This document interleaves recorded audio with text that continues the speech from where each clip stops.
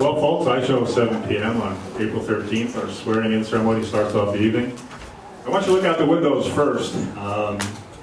Usually, we have the good fortune of a spring in Red Hook after a long, hard winter, and it looks like it's finally set in here. And we had one of the roughest winters I can remember in a long, long time here. But oftentimes, this board and myself would come to work in the dark, cold, from about November onward, and now we can look at a new spring here in Red Hook. And I mean, two ways by that. One, now we have an election cycle done, and we have a new board swearing in. I think the good news for the folks in Red Hook, though, is that the new board is the old board. And people laugh and so forth, but we thought about it hard, and we like to think of it that we did a really fine job in the last 4 years, and we worked hard to get reelected.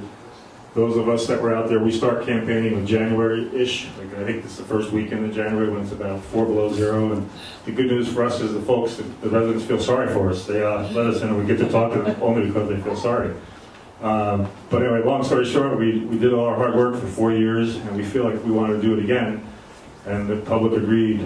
I do feel, and I think the board would concur, and those that know the village well, that right now I think the village looks better than it ever has in 4 years as far as retail and merchant presence and professional offices. We do know the finances are far better than they were 4 years ago when we came in. But it's been through hard work and collegial work. We don't work independently. But with that, I thought I'd bring up the two trustees that ran with me, Brent Kowalczyk and Jay Trapp. If you would come up, please.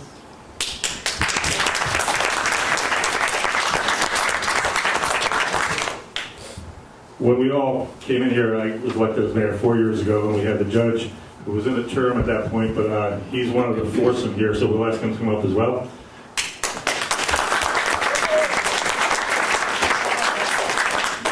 And I guess I'm assuming most people out there know me. I'm Ed Blundell, I'm the mayor, and I feel like I lead this team. Not the judge, he holds separate office, of course. Sometimes we have debates, the executive and the judiciary don't always agree, but you see him.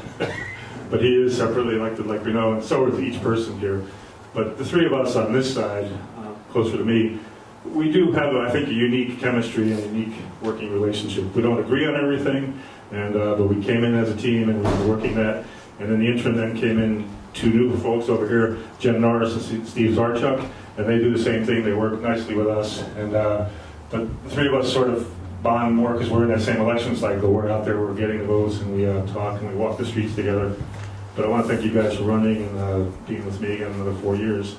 But that being said, what we thought we'd do is say we have some of our colleagues out in the audience. And here in Red Hook, we all work together. I do see Supervisor Sue Crane from the town of Red Hook out there, and Highway Superintendent Teresa Berg out there. Next to her is then our friend Sue McCann, the town clerk. She's kind of quietly sitting next to the quiet one. And then our newest face in the crowd, who's earning and learning as he goes here, is our sister village, Joel Griffith out there from Tivoli. And let's see, I see closest to me our former state senator, Terry Gibson here, came to wish us some good luck. Also from the town, we call him Ponytail Harry. Thanks. But we have, I believe a lot of nicknames. Brent's not gives me a hard time sometimes, but he's also known as Ponytail Brent, for those that don't know. So anyway, Harry Colgan from the town, Petterville Town Board. Let's see, I saw somewhere out there a couple of judges. Maybe Judge, you want to introduce your folks? And I think we got, we do have our village prosecuting attorney out there in the audience, Michael Pollock. He's our, what we've done is part of our professional expertise and cost saving. We went from having our police officers prosecute cases to having special prosecutors. They can move more cases and more volume through and save some trustee expenses, making village expenses on paying officers time to be here. Let's see. We see some court clerks, so I'll let the judge talk about them. And I mentioned Jen and Steve at the far end of the table over there, but even though they're not up here with us, they're with us in the meeting, which occurs in a couple of 15 minutes or so. Our plan tonight is to do the swearing in, have a little social get together, but then this board, being a working board, tonight's our reorganization meeting and a working meeting. We're in May 1 deadline for budget, so we've got a tentative budget submitted, and The good news for those that live in the village right now are at 1.63% tax increase, which is below a tax cap, so we hope to keep it that way. We'll decide. But Judge, you want to introduce some of your friends and we'll move into the actual swearing in. Thanks, Ed. I am delighted to welcome three of my judicial colleagues. It's a very special treat for me to have these very good and dear friends with me. First, from the town of Stuyvesant in Columbia County and a fellow board member of the State Magistrates Association, the Honorable Dr. Carrie O'Hare in the front here. Also with us from our neighboring court, a gentleman who I consider one of my mentors, the Honorable Frank Christensen from town of Milan. And in the back, the much younger and much better looking judge in Red Hook, our acting village judge and my co-judge in the town of Red Hook, the Honorable Jeffrey C. Martin. I'd like to now introduce the brains of our operation. It's a little badly kept secret that the real brains of any court operation are the court clerks. Two very dedicated young ladies, Nancy Roberts and Kathy Feller, right over here. And on a personal note, I'd like to thank so many of my fellow Rotarians for coming out. I'd like all the members of Rotary to please stand and be recognized. That's you too.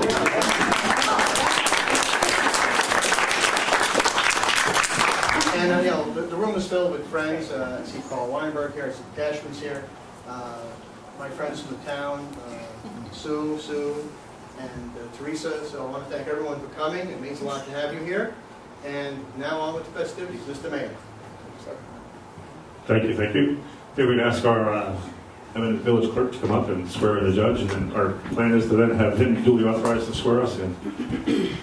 But as we're talking, we do have a village resident who's not here. He's on our list, and I tease, and this will be at the expense of the Tivoli mayor. We assume that somehow Tivoli is 9 minutes behind the village of Red Hook, but it's never really the case. It's only a joke. But Paul and Errol said he'd be here, but we don't see him yet, but he tends to come in late, so he might do that again tonight. Come here, dear. Aww. Support? Okay.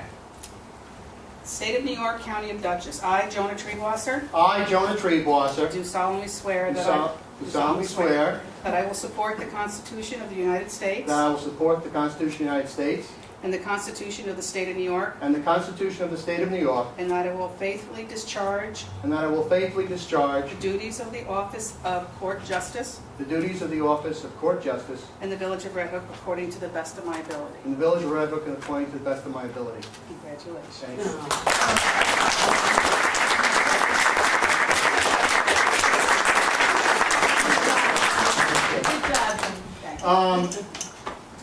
It's a very special treat not only to have my wife here, but to have this oath administered by one of the really outstanding public servants and a dear friend of mine, Cindy Cole.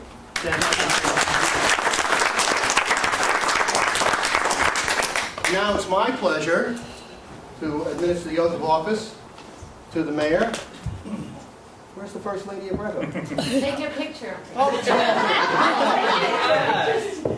Okay, okay. Ed, would you please raise your right hand? I will. Do you solemnly, I, Edward Blundell, I, Edward Blondell, do solemnly swear do solemnly swear that I will support the Constitution of the United States that I will support the Constitution of the United States and the Constitution of the State of New York, and the Constitution of the State of New York, and that I will faithfully discharge and I will faithfully discharge the duties of the the office duties of the office of the mayor of the Village of Red Hook, of the mayor of the Village of Red Hook, according to the best of my ability. according to the best of my abilities. Congratulations, Ed.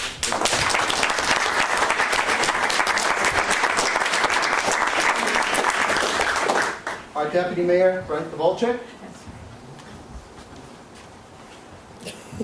Come on up here.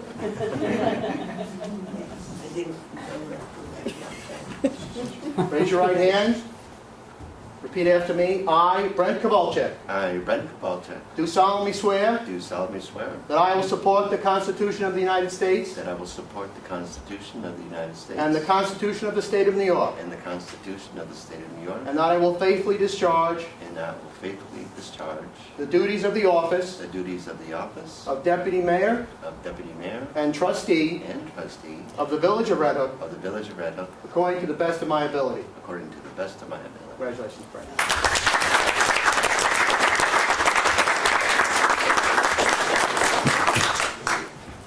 Jay's third. Yes, sir.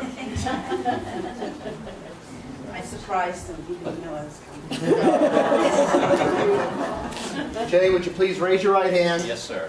Repeat after me. I, Jay Trapp, I, Jay Trapp, do solemnly swear do solemnly that swear I will support the Constitution of the United States that I will support the Constitution of the United and the States Constitution of the State of New York, and the Constitution of the State of New York, and I will faithfully discharge and I will faithfully discharge the duties of the office the duties of the office of trustee of the Village of Red Hook of trustee of the Village of Red Hook according to the best of my ability. according to the best of my ability. Congratulations.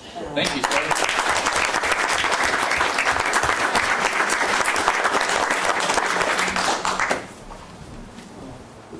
Well, as Sergeant Preston used to say, my duties are done.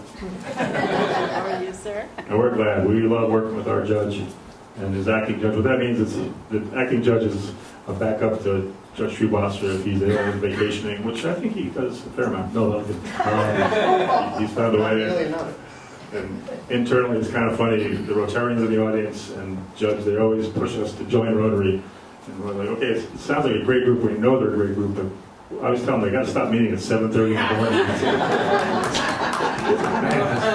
That's early for a lot of people to be on your game and all that. But here we are. We're on our game tonight, and thanks so much for coming out. We have a cake here. Taste Buds is supposed to bring over some coffee. I'll give them a ring and see where they are. Might be in the picture. The clerk will check that. But thanks so much, and we look forward, all of us, to working another 4 years and making this place even a better place to live. Thanks so much for coming out tonight.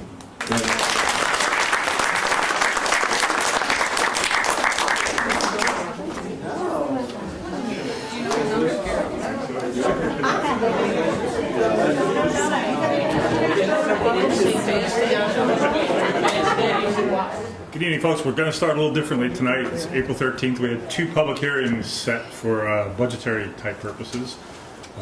For those that are just walking in, we just had our swearing-in ceremony, and that crowd has left, but we're going to start the business session. But we'll open the formal meeting separately, but I thought I'd open a public hearing or 2 here. That being said, we've got 2 noticed. One is a tax cap override, and I would ask that we formally open up that public hearing. Looks like it's 7:35 p.m. Everybody okay with that? Cindy, would you like to talk to us, or I'm only kidding there? What we have is a resolution, if you could dig that out. It is a local law format, so we do need a public hearing. What we're trying to do is prophylactically protect in case we do go over the tax cap amount. Right now, the good news is for villages in a fiscal year that we are in, which is the June 1 fiscal year, we can work with 1.68% tax increase. There is a misnomer in the public. Everybody calls it the 2% tax cap. It's good news and bad news. It's actually less than 2%. The good news is the tentative budget that this board and myself worked on, we're at 1.63%, which is 0.05% below the cap, which in the world of mathematics and spreadsheets is pretty close. So what we're doing is to give ourselves a little room. The formal final budget has to be adopted by May 1. I'm suggesting that we talk amongst ourselves, pick up any public input on, this is just on the tax cap override piece, then we'll do a public hearing on the budget itself. But the important facts are, this gives us the ability to give a cushion should we have to exceed the tax cap. The rule in New York State now is you have to pass this law if you're going over the cap, essentially notifying everybody that you're exceeding the cap. But then in order for us to qualify and process under the government efficiency plans, we have to, one of those first criteria is we have to stay within the cap, but we cannot have a tax cap law in the books either after May 1. So it's a bit of a catch-22. We want to protect ourselves. If we decide we have to go over, we bite the bullet and go over. Right now it's not our intention to exercise the cap or go over, but we have a few things before the budget goes to final, so we'll see that. So what I'm suggesting is we do the public hearing, we keep it open for a couple of workshop sessions, and then we can close the public hearing either by passing the tax cap or negating it and not adopting it. So it gives us a little, we've entertained the public hearing component. we have a little flexibility, and then we don't have to worry about redacting or retracting it by May 1 if we passed it tonight. So that's my tactical suggestion. I think financially it makes sense to have it heard, ready to be adapted if we want, by continuing it as an open public hearing. But that being said, I gave the parameters, the numbers, and the reasons. And if anybody had from the public any input on that, it's not that big an issue, in my opinion, and we don't need to keep it open too long here. We could give folks a couple minutes to think, and then adjourn it, continue it, keep it open, and close it at another meeting. So let's wait a minute, and we'll entertain any discussion on the board too. Any thoughts from up here? So when will we actually, when we close the public hearing, when will we actually vote on this after?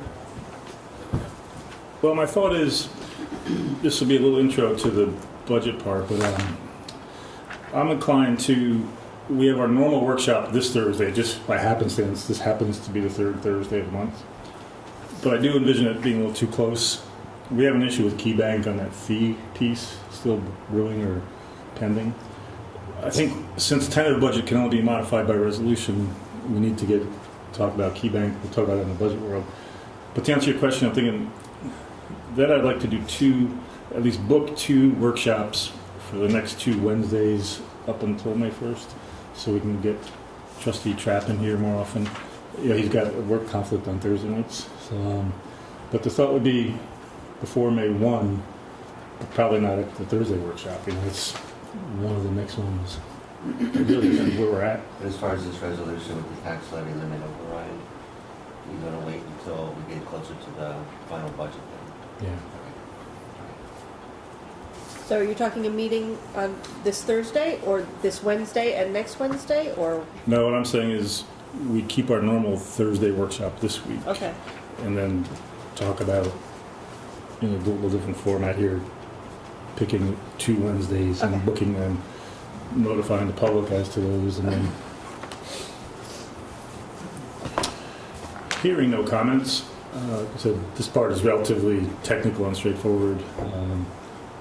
I would entertain a motion that we not close it, but we adjourn or / continue the hearing until, I would say, definitely, whatever. What's the date on Thursday night? It's 16. 16th. And then, and what's the Wednesday after that? 22 22. and 29. I would say we keep the public hearing open as needed up until May 1. We'll have meetings, which we'll schedule shortly, but we'll keep it open at this point. Is there a second? Second. Any other discussion? All in favor? Aye. Aye, thanks. The other thing with more meat and more discussion is the budget itself. What I would do is open a second public hearing, please. Looks like it's 7:40. This has a little more discussion from us and from folks in the audience too. We have handed out, or there are in the front table, printed budgets, and like I said, right now let's just open a public hearing and I'll introduce it. So everybody okay? Yep. Public hearing is open, and what we've got, again, we're up against that 1.68% tax cap. And if I've spun, this is the general fund I have up on the wall here. There's 3 components to our budget. General fund is where the levy and tax cap come into play.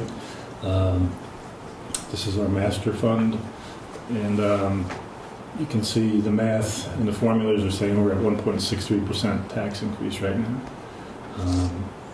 which is a good number. We've worked and met a lot between January and middle of March, and we got input from every department head, every trustee in their various realms of expertise, and tried to come up something, like we said earlier, we worked together and try to find the number that works and keeps the village able to perform services. And in this budget, we're not cutting any services. In fact, we feel a little better than ever in budget season that we're moving toward the end of this fiscal year successfully, and then it made it a little easier, I think, to do this budget. We're in pretty good shape. The other components then, of course, are the water budget, and What that is, for those, just to remind everybody, it's really a self-sustaining budget. We know the cost to operate the system, and we charge the water rent number based on that. So it's not a taxpayer direct payment, it's a user payment type budget. And then we have a third component to our budget, which the accountants call an enterprise budget. It's also tag-based, meaning we've worked it down to, this is the materials management or our garbage budget, and it's something where we, again, is a cash flow generator from the sale of the red and blue tag, so it's not a direct tax-based levy.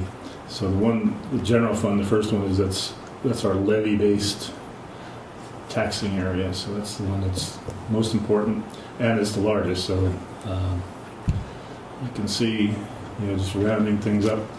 What we do, the good part is, let me find the bottom line. This is the revenue side, right here. We're predicting $1.843 million in revenue. The good part is, of that, we need only to pull $1.18 million from the direct taxpayer.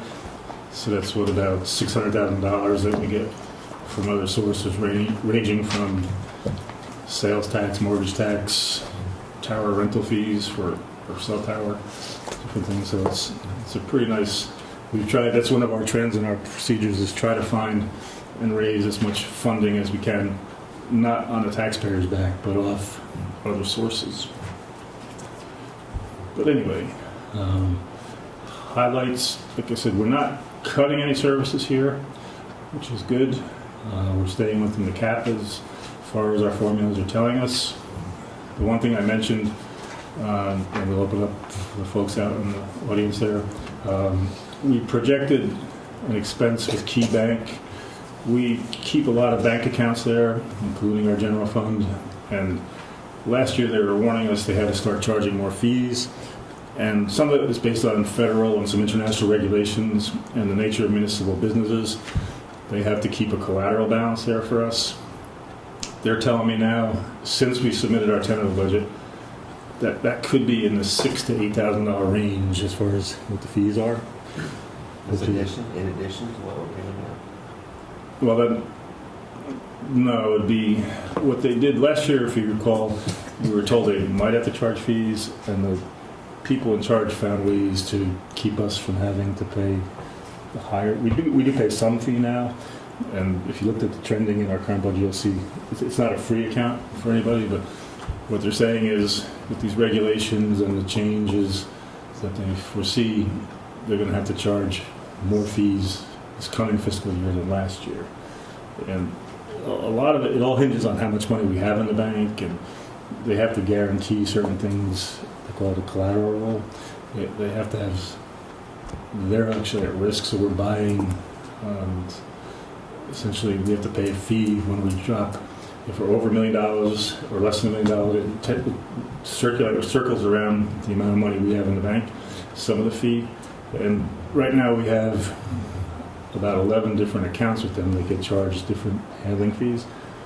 The two downsides are, one is a village by rule cannot put its money in a savings bank or a credit union. So even though we have a lot of banks in Red Hook, we can't go out and do anything with that.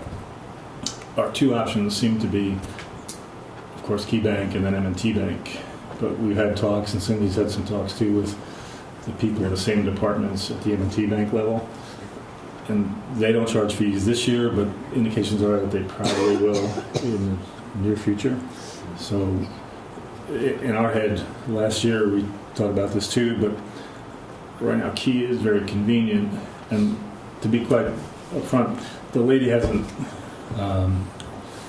we haven't ruled out certain things we can do to save some fees. Like we thought we might be able to consolidate an account or two or call them. Some of them are not big active accounts, like say some of the escrow accounts, and Village Green, Hardscrabble, they're not in the same collateral world, but we're trying to see if there's some way we can just consider them a different type of account and save a few bucks. But is there a regulatory agency that are driving these changes? Which one would that be then? yeah, she cites It's international law. She talks to me about the Basel Compact. It's something where governments that regulate banks that have municipal accounts are trying to standardize and control and make sure the individual bank accounts are properly, we call it collateralized. It's somehow, they want to make sure the money's really there. It's some sort of international scheme.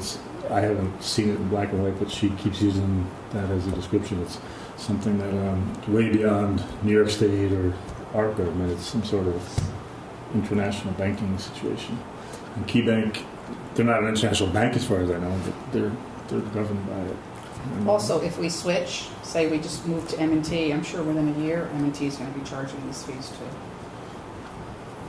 like I said, there's a certain convenience too. Like now when staff get payments, they can be over there and back in 5 minutes. The question becomes, if they have to go down the road, it's not that far, but then it's their vehicle. They're a little more at risk, I think. And I think we'd have to invent a procedure where they get some sort of transport instead of having them. There's going to be a lot of additional paperwork. We're currently getting funds wired into our accounts and wired out of our accounts, and That's a good point. with the capital projects that we're working on. What Brent's bringing up, we see it day in, day out, whether it's money being sent to us or money we're paying out on our bigger transactions. It tends to be wire transfers and electronic transfers. And like I said, we have about 11 or 12 accounts by name. Some of them are very active with a lot of money with phase 2 and so forth. I could see it could be a nightmare to convert out. And it's it'd be somebody somewhere that we don't remember that's wiring us money, and they'll be like, where is it? Where to go? And vice versa. So I don't think we have to decide tonight. Like I said, we have until another 10 days or so. I want to develop a little more information from Key, but we do have to pick a new number. And what that means is whatever it is. I think we budgeted $1,500 in that expense line this year. If we pegged it at 6, we have to find $4,500 from some other lines if our intention is to keep the 1.63. And I have an idea where we grab it from, but it's something. But anyway, let's push it out to the floor. But I know you guys are studying the budget hard back there. What's on your mind back there? On the water budget line, the other ones aren't pretty close numbers, but on the first one in metered water sales, a huge increase from last year. Is that because of the metering system now? Is that dollars or is that gallons? 300,420. It's dollars. Shows an increase of 120,000. Yeah, let me just look at it here, Brett, George, excuse me, sorry. June. First line. Yeah, I see it. I'm just refreshing. It's two factors. If you look at, I don't know if you have a prior year on your printouts, but remember we used to have the meter charge and then the water, electricity charge, a separate surcharge. The surcharges disappeared. We don't bill it separately. So that surcharge is what, 50,000 and change there? That was billed separately last year. Yeah. Now it's not an additional item on your bill anymore. It's up. So the 300 became 351 or so just by that combination. It was not an increase or change in anything. And then if you remember, you know how with phase 2 water we passed some resolutions and on our rate, we know at the end game we need to have more revenue to pay for phase 2 water. And we put the first increment in place. And so we don't want to bump it all at once. We want to do a little bit each year over 3 years. So if I remember right, it was 15%, I think it was. So it's added on that. And then there is some factor with the new meters being more accurate. It's where we were doing a lot of estimated and different issues with the meters. So it's a combination of those three things that it's brought it up. And right now we're averaging about 105,000 per quarter as far as the revenue. So that's where that 420 comes from. Below that, next column below it is income also. The generator contractual fund. Just a minute. Is that for the generator for the water pump? Propane? Could you say the first word again, George? Generator. The generator contractual fuel, $2,000. What line number are you on there? That's This is sub-budget line. 830.B. That's for the fuel for the generator. So what we're doing, you'll see these are all sub-budget lines. Point 4A, 4B. We took what used to be source, supply, power, and pump contractual, and we broke it down for in-house bookkeeping, so we know exactly where the money's coming from. So one of our obligations as a trustee is to provide oversight for the budget. So by establishing these sub-budget lines, specifically for fuel, you'll see other stuff for Central Hudson, water repairs, tools. This is stuff that we just started doing last year, but it helps us keep better track of where the money's going from. On the Central Hudson one, just below it, you're going from 13,000 to 31,000. Is that combining other electrical? Yeah, we, again, since you guys are regulars, for a while we were contracting out. We had delivery from Central Hudson and supply, meaning the actual product from a co-op we were in. It was Omega, who the leading vendor was Hess. We were actually having two bills here. One would be to Central Hudson, one would be the actual power supply. We as a board decided we saw better opportunity to just be with Central Hudson, so we did away with that subline. So the two numbers added up became a new number. Question, I'll do the easy one first. The Easy Pass course, the front goes from 800 to 1,600. Then material management, what is that? Under expenses, Yes. under materials management, Yeah. I mean, I can see a 20%, but, double it seems a little extreme. I don't know what the bridges are doing. It's an but- exact amount, it's exactly what we spend. It's not a guess. Well, last year was 800, and this year it's going to be projecting 1,600. It We went haven't over. spent it yet. Well, the budget was 800, but Right now, George, we have actuals. we spent this year about, we allocated $800 for Easy Pass. We've spent, this is the actual number, as of March 31st. We spent $1,481.44. So that's the actual number. Since this March? Or Since this March? March, this is as of this year, this fiscal year.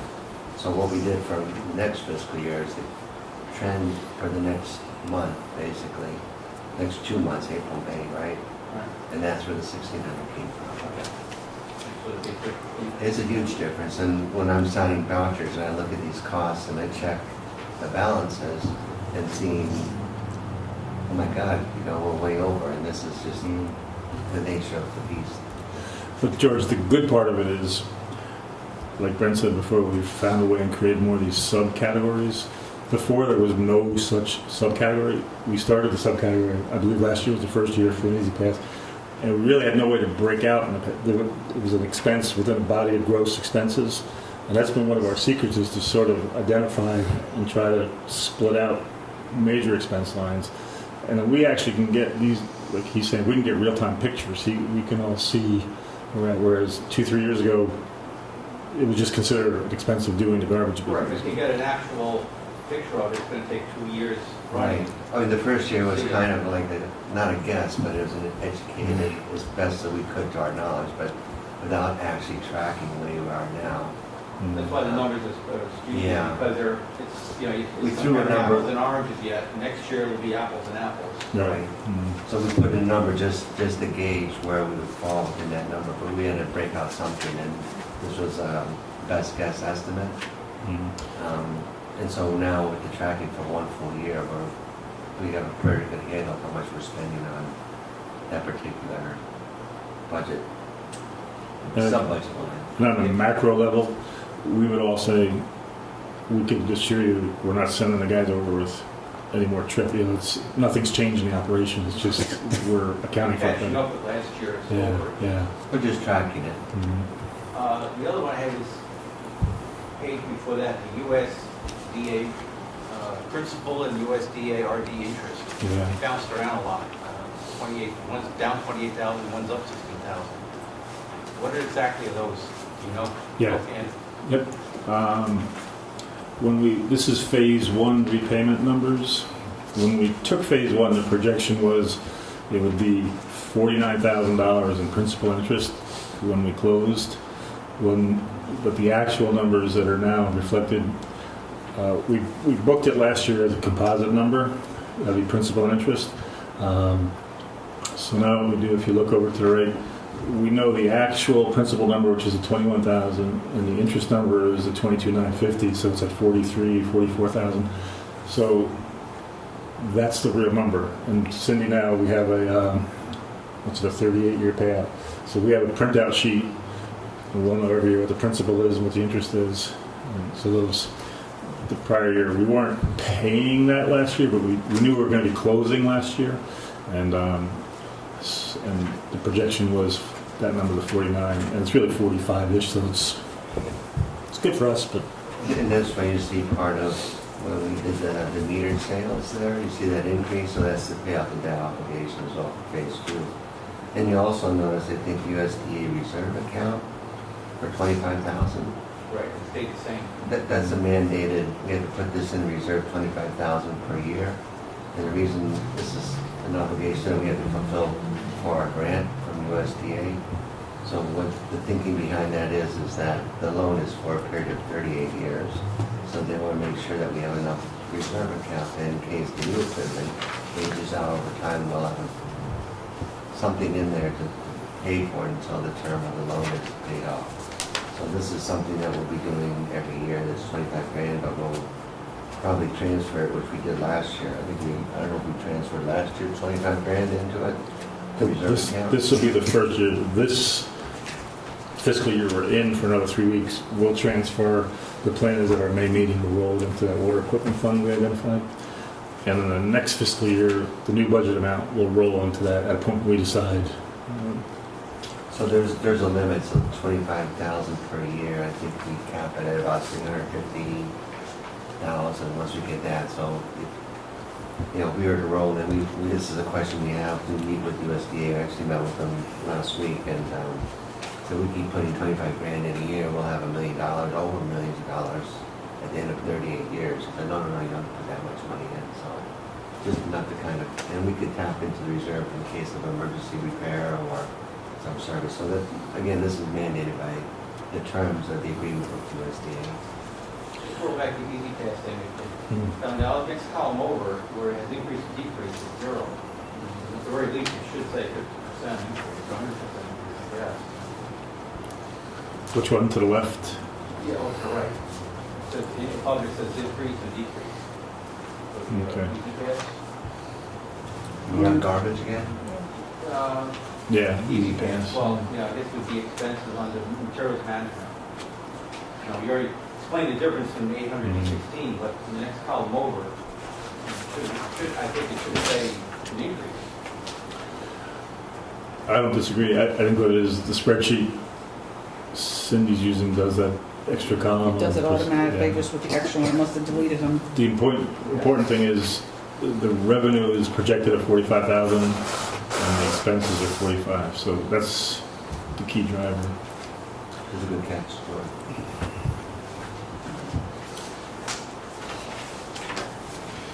That's all I have for it. Thanks. It's the time. Anytime.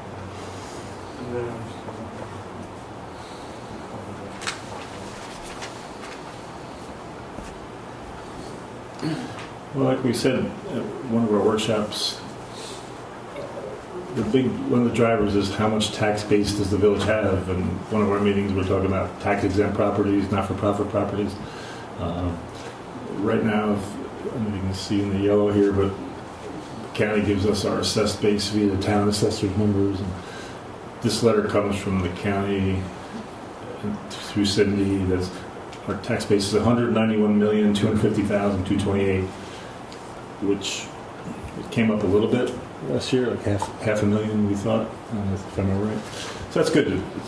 It's worse if you go in the other way. You got to get more tax revenue out of less tax base. So,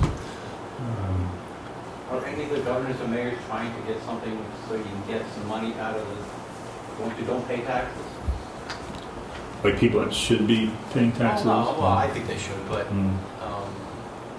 not-for-profits, the ones who get the free ride, serve free services. I'm just wondering, I mean, they buy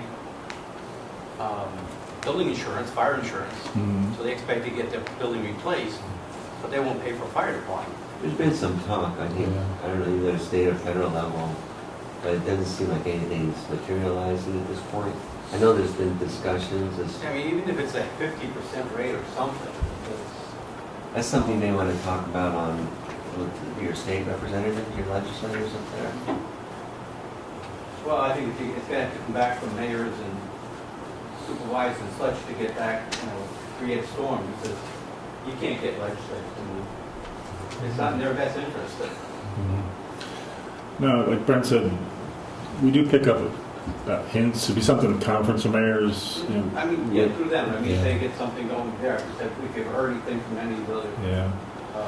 municipalities in the state or other states or any kind of a movement on that. I don't know if all states do this, There's but been buzz, I guess we've heard rumors here and there, it seems published, but as far as any concrete action being taken, with such a huge amount of property cost the taxpayers, most of the Hudson Valley, you can see down on the river, is pretty much tax exempt. So it's a huge cache of money there that's just nobody wants to touch. So, It's a good point. Even in our village, we get a report within that assessed base that I mentioned. It shows another line of projected value, but not taxable. Right. It's significant. some towns, some counties would lower that or get clogged. Even here, we have more than you would think here. It's, but if there was some formula where they had a minimal exposure, some percentage exposure, but we could look into that at a meeting with the conference of mayors or something. That being said, I thought if there's no other comments, anything from the board, since we have had our workshop. That's the one big thing I can think of is that Key Bank. It's going to disturb the apple cart a little bit. I think it's within the realm of us finding a way to absorb it. We just have to define what it'll be.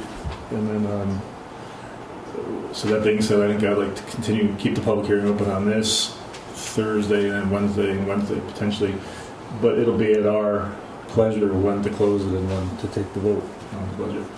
But I think the sentiment across the board still is we don't want to blow through the cap. Anybody, speaking of trying to convince somebody, I don't think anybody wants to do that. And then the other part of it is the cap becomes a factor in that government efficiency planning and things we're also working on. So, but you do have to keep the cap to go into the next level. So I would entertain a motion to continue the public hearing and open and adjourn to the next workshop in the next 2 weeks after they're needed. Is there a second? Second. Any discussion on that? All in favor? Aye. Thanks. All right.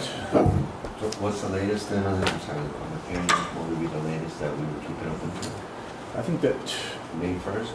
well, we need to be done by May 1st, so April 29th? 22, 29th. I think 29th is the last tentative workshop we're having, so 29th would be our last date. Steve, you cold? Yep. Mr. Trapp, could you knock down the AC a little bit for us? Thank you. Must be bouncing off the wall and spinning down on him. But anyway, Thank you much. thanks, man. So, 2 public hearings. Technically, formally now, we could move to the actual formal meeting. Looks like 8:07-ish. So we would all rise and pledge the flag and start the formal meeting. Pledge allegiance to the flag of the United States of America and to the republic for which it stands, one nation, under God, indivisible, with liberty and justice for all.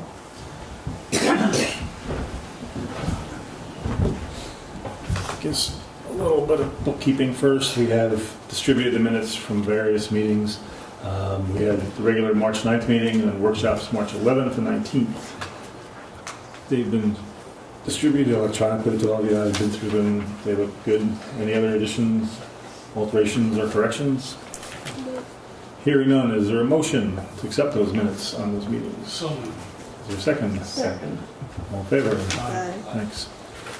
I was wondering, we've had, in the end game of the winter, the village lost one of our long-term village residents, Mr. Paul Fredericks. And it's interesting, he was a public figure. He was on our planning board. He was an active local street personality, not in a negative sense, in a positive sense, meaning he was in front of his business and talked and had a lot of input on different things across the town and the village over the past, I would say, 20 to 30 years. I think the chamber kiosk is something he helped fund and build. There's some pictures laying around of him out there doing that. He got really ill and passed away, and it was really, as far as I can see, no public wake or funeral. I think it was a very private affair. But that being said, it happened, so I thought we should dedicate a blank page of our minutes in honor of Mr. Paul Fredericks. Everybody okay with that? And there's a motion?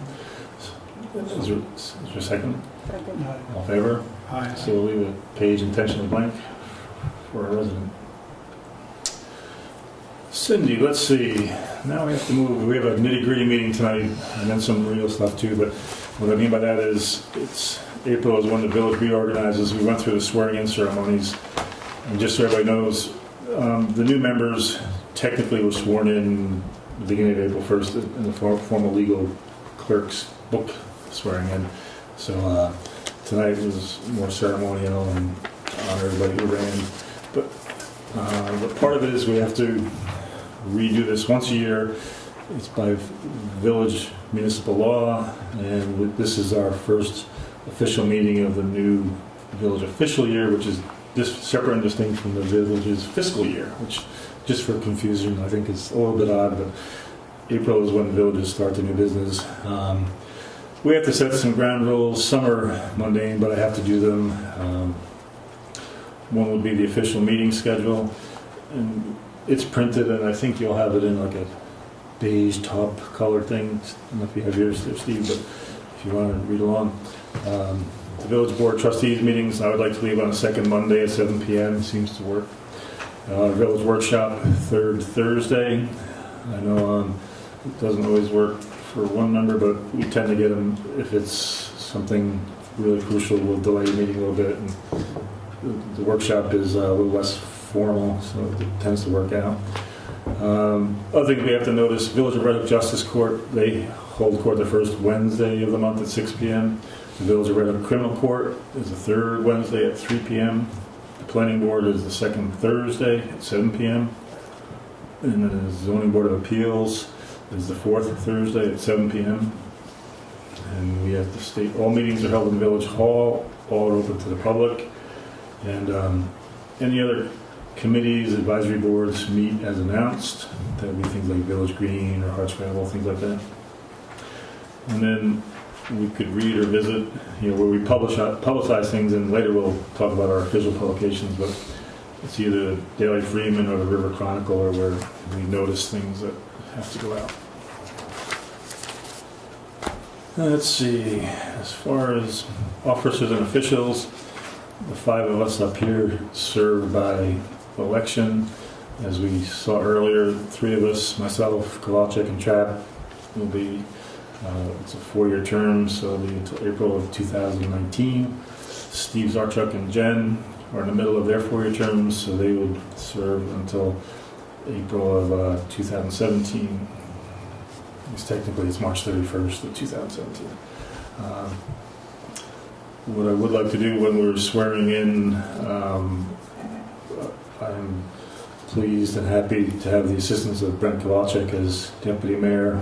He's been instrumental and great to work with, as is everybody, but Brent's here a lot, and we work hand in hand on the big projects, and the board supports all of us, but the two of us put a lot of time in here in the office, and I want to move, and I talked to Brent, and I do want him to remain as Deputy Mayor, and I put a motion that Brent, with the board going with me, help me appoint him as another term of Deputy Mayor. Is there a second on that? Second. All in favor? Aye. Thank you. Village Clerk, we're to some admin pieces here.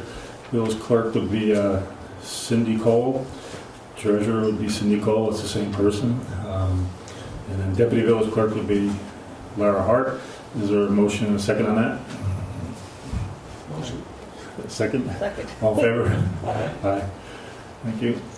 The court, we don't get to appoint the judge, of course. He runs his own election. We do get to appoint acting justice Jeff Martin. Like we said at the swearing in, that's a backup position. It's only used when needed, when the judge is sick. traveling or has a conflict.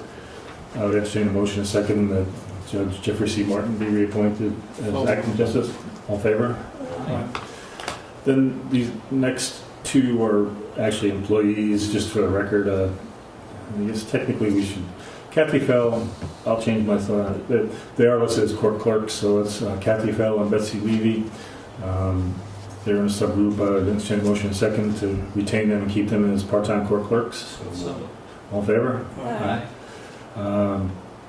Michael Pollock, he's our special prosecutor. As we mentioned, and most of us know, it helps us greatly in our court efficiencies. I'd like to reappoint him and as special prosecutor. Is there a motion, a second? Second. All in favor? Aye. Within Planning and Zoning Department, this is the in-house side of us. There are some changes here, so if you have in front of you. We keep Sam Harkins as zoning enforcement officer and code enforcement officer, and Sam would also double up as our building inspector. Those are part-time, between the three titles, those are part-time in total. We have met, interviewed, and reached an arrangement with a new deputy code enforcement officer, Mary Ellen Cookingham. And then Mary Ellen, at this point in time, needs the assistance of a deputy building inspector, who I'd like to retain and keep Gary Beck. He's the Z3 consulting person. Within that area too, we don't have a formal sitting retained planning firm, but we do utilize Dutchess County Planning, so I would consider them as our planning consultants. We have planning engineers when we need it, CT Mail Associates, and then legal for planning and zoning is the firm of Rodenhausen Shaw, which is the firm we're currently with. The only real change and insertion here is we're looking to back up Sam with Mary Ellen Cookingham on the code and zoning enforcement world, and Gary Beck on the building inspector world. I'd like to put them through as a composite. This would be, I think, a good plan and a good decision to do Mary this. Ellen's got experience with the village of Red Oak. She was code enforcement officer back when Julie and I were on the boards, and so she does know the village. And I have mentioned it to Sam that we'd be doing this, so I think it'd be good for the village. And, is there a motion, a second on that allotment of names and positions? So Is there a second? Second. All in favor? Aye.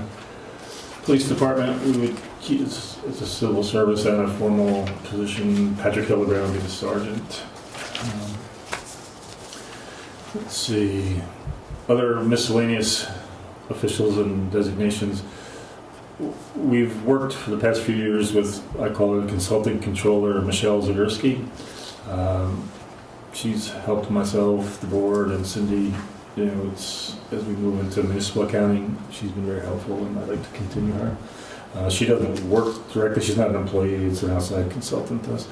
So I would entertain a motion, a second, to keep her in that position. Is there a second? Second. All in favor? Aye. And then, as far as professionals that we work with, the law firm of McCabe and Mack, I'd like to continue them. And then for village engineers, CT Mail Associates, is there a motion, a second on those two? Is there a second? Second. All in favor? Aye. The next two are Panda. Does the camera light up and the sound perk up? We have two representatives. One, Ted Saad, is our direct Panda representative, and then Rebecca Aronson is our Panda alternate if Ted can't make a meeting or something. Is there a motion, a second on those two? Is there a, all in favor? Aye. Okay, now this part, official designations. We talked about the banking and the budget world, but right now we do need to name an official depository. So that would be, at this point in time, especially as we sit here today, not necessarily locked for the rest of the year, but KeyBank, is there a motion, a second, that they be our official depository? So moved. Is there a second? second. All in favor? Aye. And then two of our publications where we notice our meetings. Actually, maybe we'll take the second one off. I don't see the recorder here. There is nobody here tonight. Unusual. Huh. Panda, mark that. What's with that? So anyway, we need, what I'd like to do is, the Freeman is a daily, River Chronicle is a weekly. I think between the two, and we tend to put in a Freeman. We tend to do both. So I would ask that the board move and second. Daily Freeman is our official daily newspaper, and River Chronicle is our official weekly. Is there a motion and a second? Second. All in favor? Then let's see. I thought, like you all know, we have our specialties and our expertise within the board, which is great. We make that chemistry and that thing happen. I didn't see much to disturb there, unless anybody had some other thoughts. You know, myself on that page, by title as mayor, one is also chief of police. So I give myself police and law enforcement, personnel, which is again more of a, comes with the direct territory of being a mayor. Then the other ones are more within things that I have expertise and specialize in. One is Red Hook Together, insurance, obligations and decisions, economic development committee, and essentially I'm the go-to for all municipal departments if there's some dispute and so forth. So I would leave that the same. With Brent, the deputy mayor, we have the highway department, and then the subdivision infrastructure, streets and sidewalks, architecture and historic resources, Village Green and Red Hook Together. J-Trap, liaison to planning and zoning, veteran affairs and emergency services. Jennifer Norris, liaison to parks, recreation and community programs. That'll be with the town, the libraries, wherever barred, wherever there seems to be a program, we send her out to match up with it. And materials management, senior affairs and library relations. Steve Zarchuk, he's been working with us on facilities, which includes village building and grounds decisions, and then the water department. That's a big department, and he's working on it, but it's got a lot going on with phase 1 and 2, and so a few of us also work in that world with him.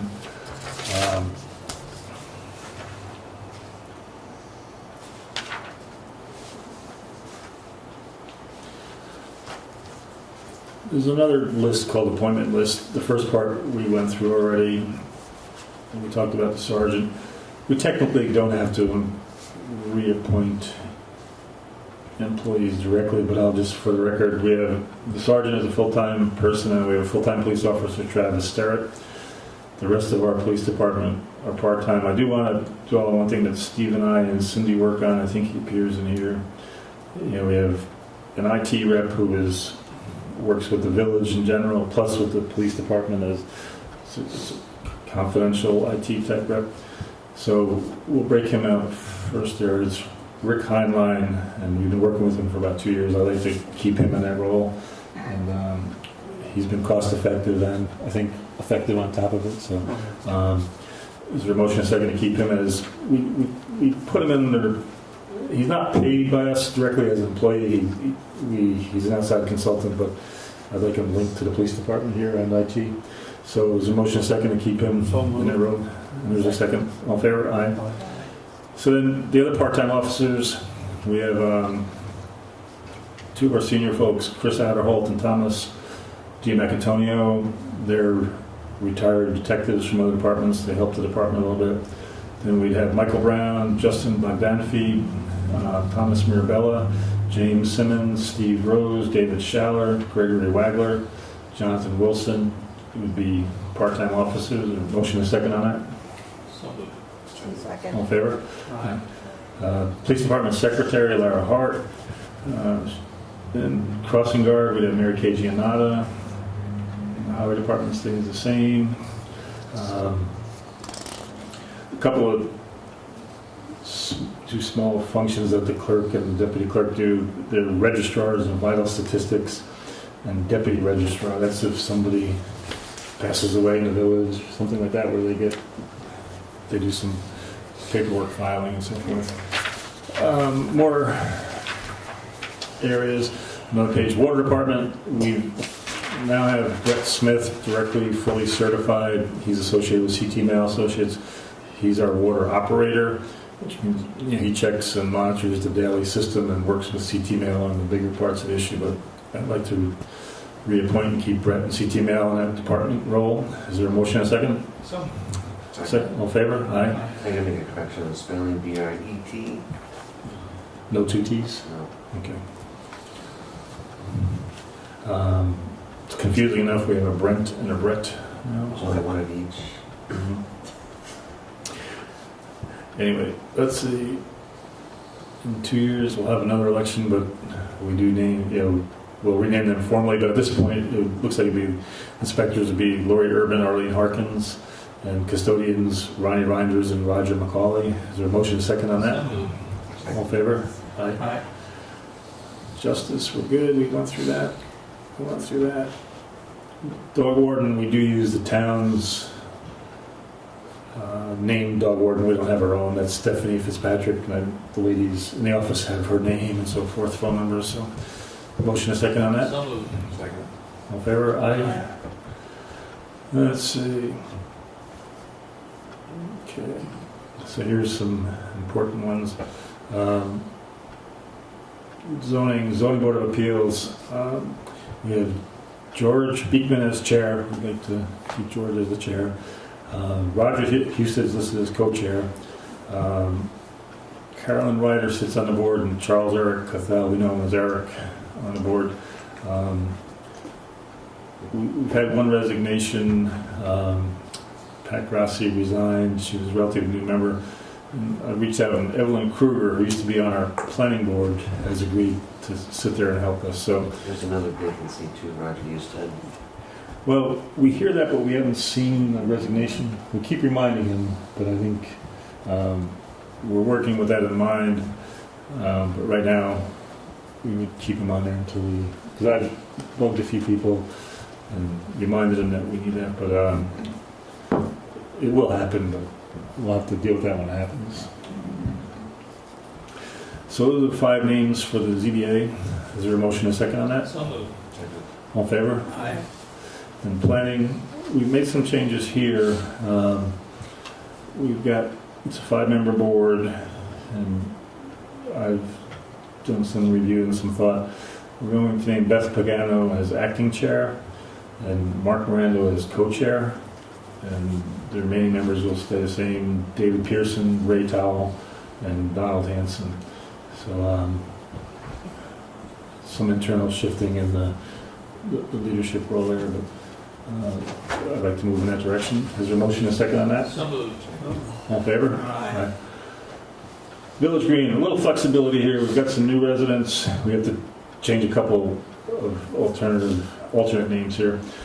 One definitive is Francis Uku, UKU that is. And then David Pearson's on there.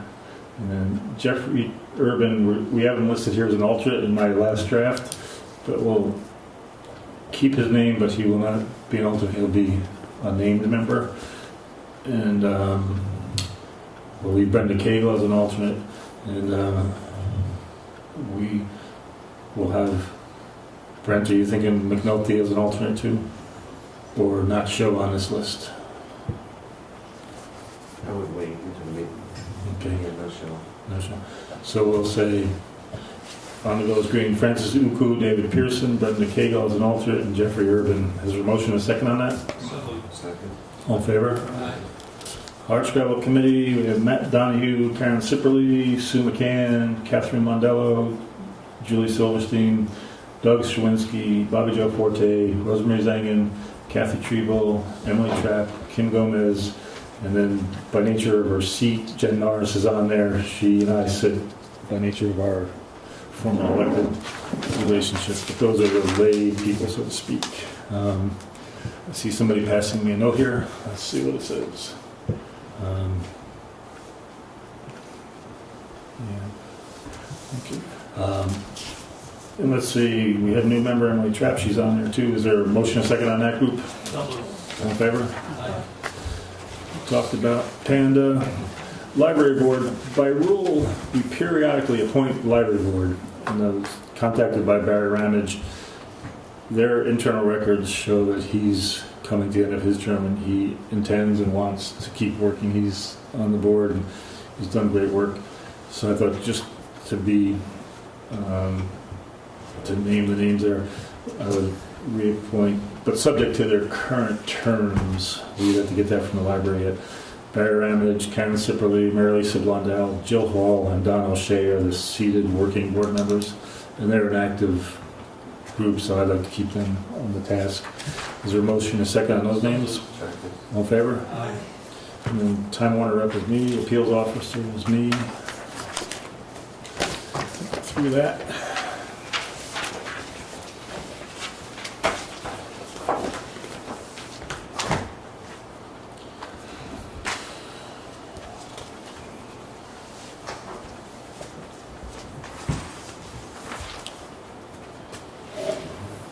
Couple of more housekeeping things. One is under law, certain public officials that have access to the funds, namely the treasurer is the main one. We have to cover them with crime and bonding and so forth. So we do that every year, but according to village law, we just have to state that.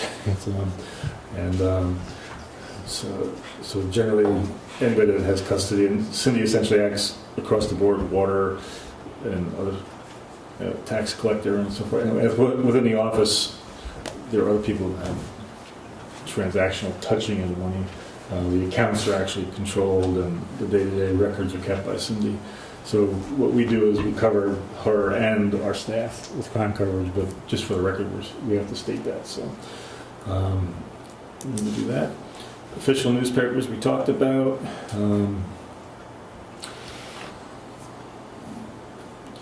Procurement policy, we just restate some of the obvious, but embedded in our village code is our procurement policy. Anytime you have a question, it's within our red code book, and anybody in the public needs to look at it, it's there. Essentially, there's cutoff points, $10,000 and $20,000. Purchases of goods are $10,000 and above. We need to get bids, and services $20,000 and above, meaning contractual type working job bidding over $20,000. We have to get through a bid. Under that, we tend to get fax quotations, written quotations. We don't just go out and purchase, but there are within our code the cutoff points for all that. So board members and staff are familiar with that. What we do every year is a section we have to talk about. The village law tells us we should have various policies in place that deal with things ranging from sexual harassment policies, workplace violence policies, and historically we run one of those sessions a year, sometimes soon, usually in the June timeframe. We bring Drug-free too. Pardon me? Drug-free.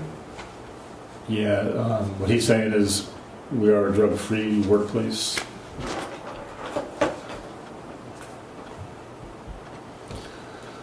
Another bookkeeping thing we have to throw in is if a village employee or board member uses their personal car for work and it's approved, you can charge back the IRS mileage rate for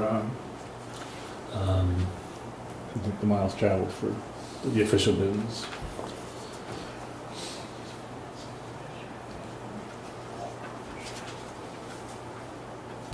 Earlier we talked about designating key bank. There's an actual short resolution here. I'll just read it. We can vote on it. Whereas the Board of Trustees has determined that the village law section 4-412 requires the designation of banks or trust companies for the deposit of all village monies. Therefore, be it resolved that the Board of Trustees designates the following institutions as depositories of all monies received by the village treasurer, clerk, and receiver of taxes. And the name would be Key Bank, Red Oak Branch. This resolution is effective immediately. Is there a motion and a second on that? So Is there a second? All in favor? I think that's the blurry-eyed nitty-gritty of an organizational meeting. Clerk, do you think of anything we didn't talk about that we should talk about on that? I don't think you got it all. Okay. What I've been reading, I don't know if the camera can see it, but we have access to the handbook for village officials, which you might want to check out. Kind of works you through it. So, let's see. What we could do, let's see. I think I'm going to move to head right for regular business. But I guess we shouldn't do that. We should probably hear our treasurer's report and set the stage so we can make the right decisions in regular business. So, Clerk, Treasurer Cole, would you like to say your report, please? account balances effective April 13th, 2015. General fund balance, $235,245.79. Water fund balance, $68,732.97. Trust and agency, $15,304.38. Materials management, $4,839.80. Petty cash, $52.92. Village green, $3,736.88. Hard scrapple, $868.48. Health insurance, $2,510.45. Capital projects, 0, which is where it should be. Monthly expenses, general fund, $159,304.72. Water fund, $20,238.67. Trust and agency, $15,304.38. And materials management, $5,332.35. And that's, let's see, so your attached report is good through April 13th. Within this report, the sales tax 2014 gross payment was included. Yes. Notice check for $11,143.11. In the general fund, there were 3 pay periods. Will be in April. There's only one more to go, and 3 more payrolls. All big debts are paid. I don't anticipate anything big coming in. Revenue-wise or bill-wise? Bills. Okay. Most of the revenue is in, with the exception of one more sales tax payment. Can we make sure that we get all the fuel and materials from the As far as town? I know, it's already all done.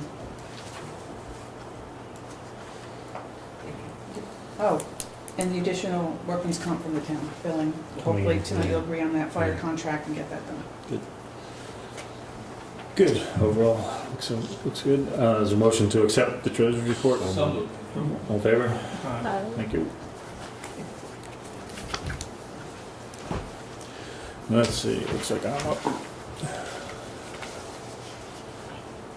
Police report, I have something from them for the month of March. We have a total of 332 incidents. Village of Red Hook was 222 of those. Town of Red Hook, 101.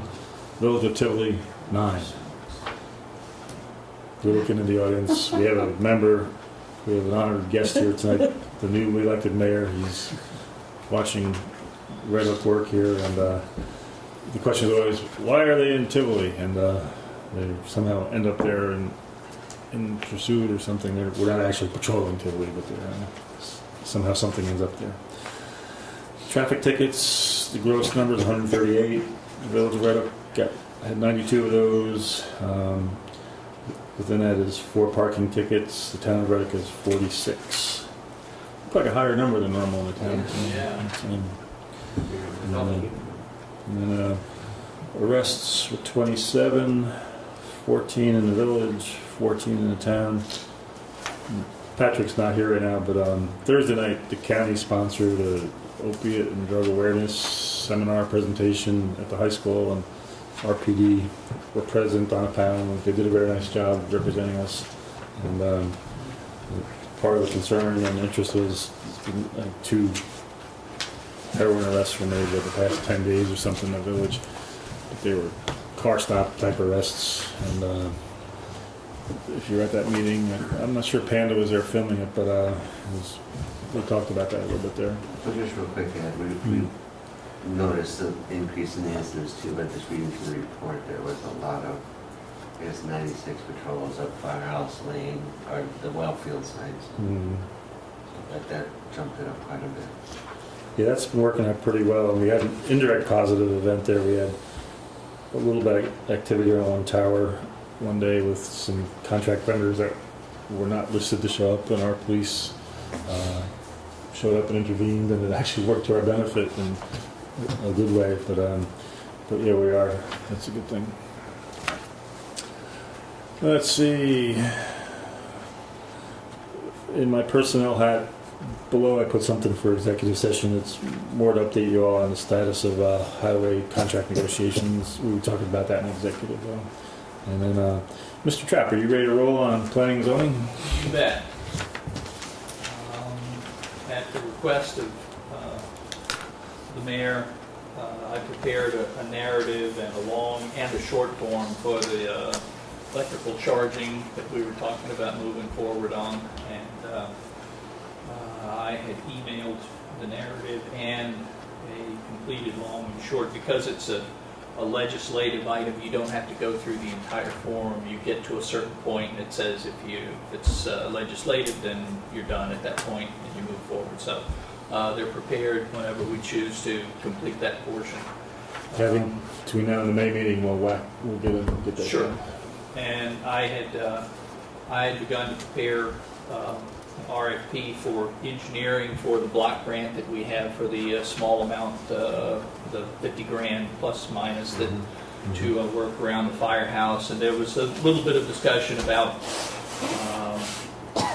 where the ADA spaces were going to be. There was some discussion. The firehouse wanted to make some changes, and I prepared downloaded some code language to prepare for them so that they could read and see what is expected in terms of where the ADA spaces are supposed to be located in relation to the accessible entrance and things like that. So they have that, right? You forwarded to Jim Mulvey. So I did. we're waiting for some sort of response back from them on that. So we'll see when that comes in.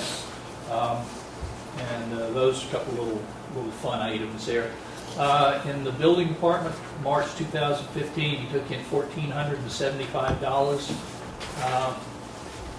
It's working pretty well. Mostly a couple of fire inspections, some CO searches and things like that. Sam actually issued 4 building permits. 5 municipal searches were conducted. No C of Os, no C of Cs. No orders to remedy, stop work orders, court appearances, no complaints. And the planning board had 3 items in March agenda. Sign approval was granted. Let's see, and there's another sign application that was tabled for J&J Gourmet. And so Gravy Tacos, Modern Taco got their approval where Terry's Bake Shop used to be, so they're going to crank it up. I think they're waiting for health department approval, and then they'll crank it up over there. No meeting of the ZBA, no agenda. And Sam Harkins, our CEO, did his thing and got his 24 hours of in-service training. So he's certified again for the year of 2015. That's what we like. And with that being said, I'm done. Thank you, sir. I think we're good there. Let's see, why don't we go to Ms. Norris there? Would you like to do Sure. your reports? I apologize. I seem to be in the midst of allergy. Well, I heard. Okay. So I apologize for sniffing and all that jazz.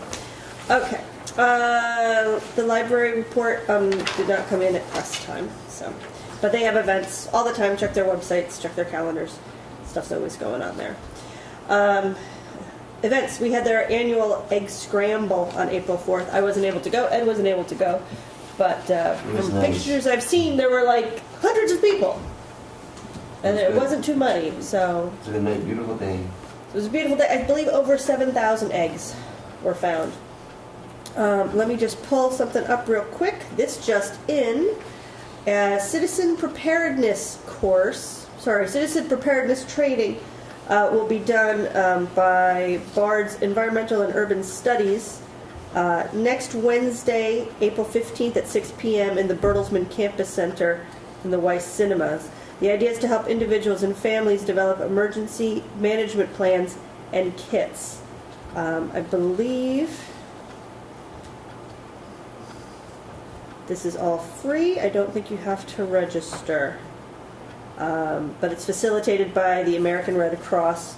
So again, that's April 15th at Bard at 6 p.m. after a regularly scheduled program. Deaf World will be held Thursday, April 23rd at the Red Hook High School. I think this is the 4th or 5th year they've done it. It's total immersion into American Sign Language.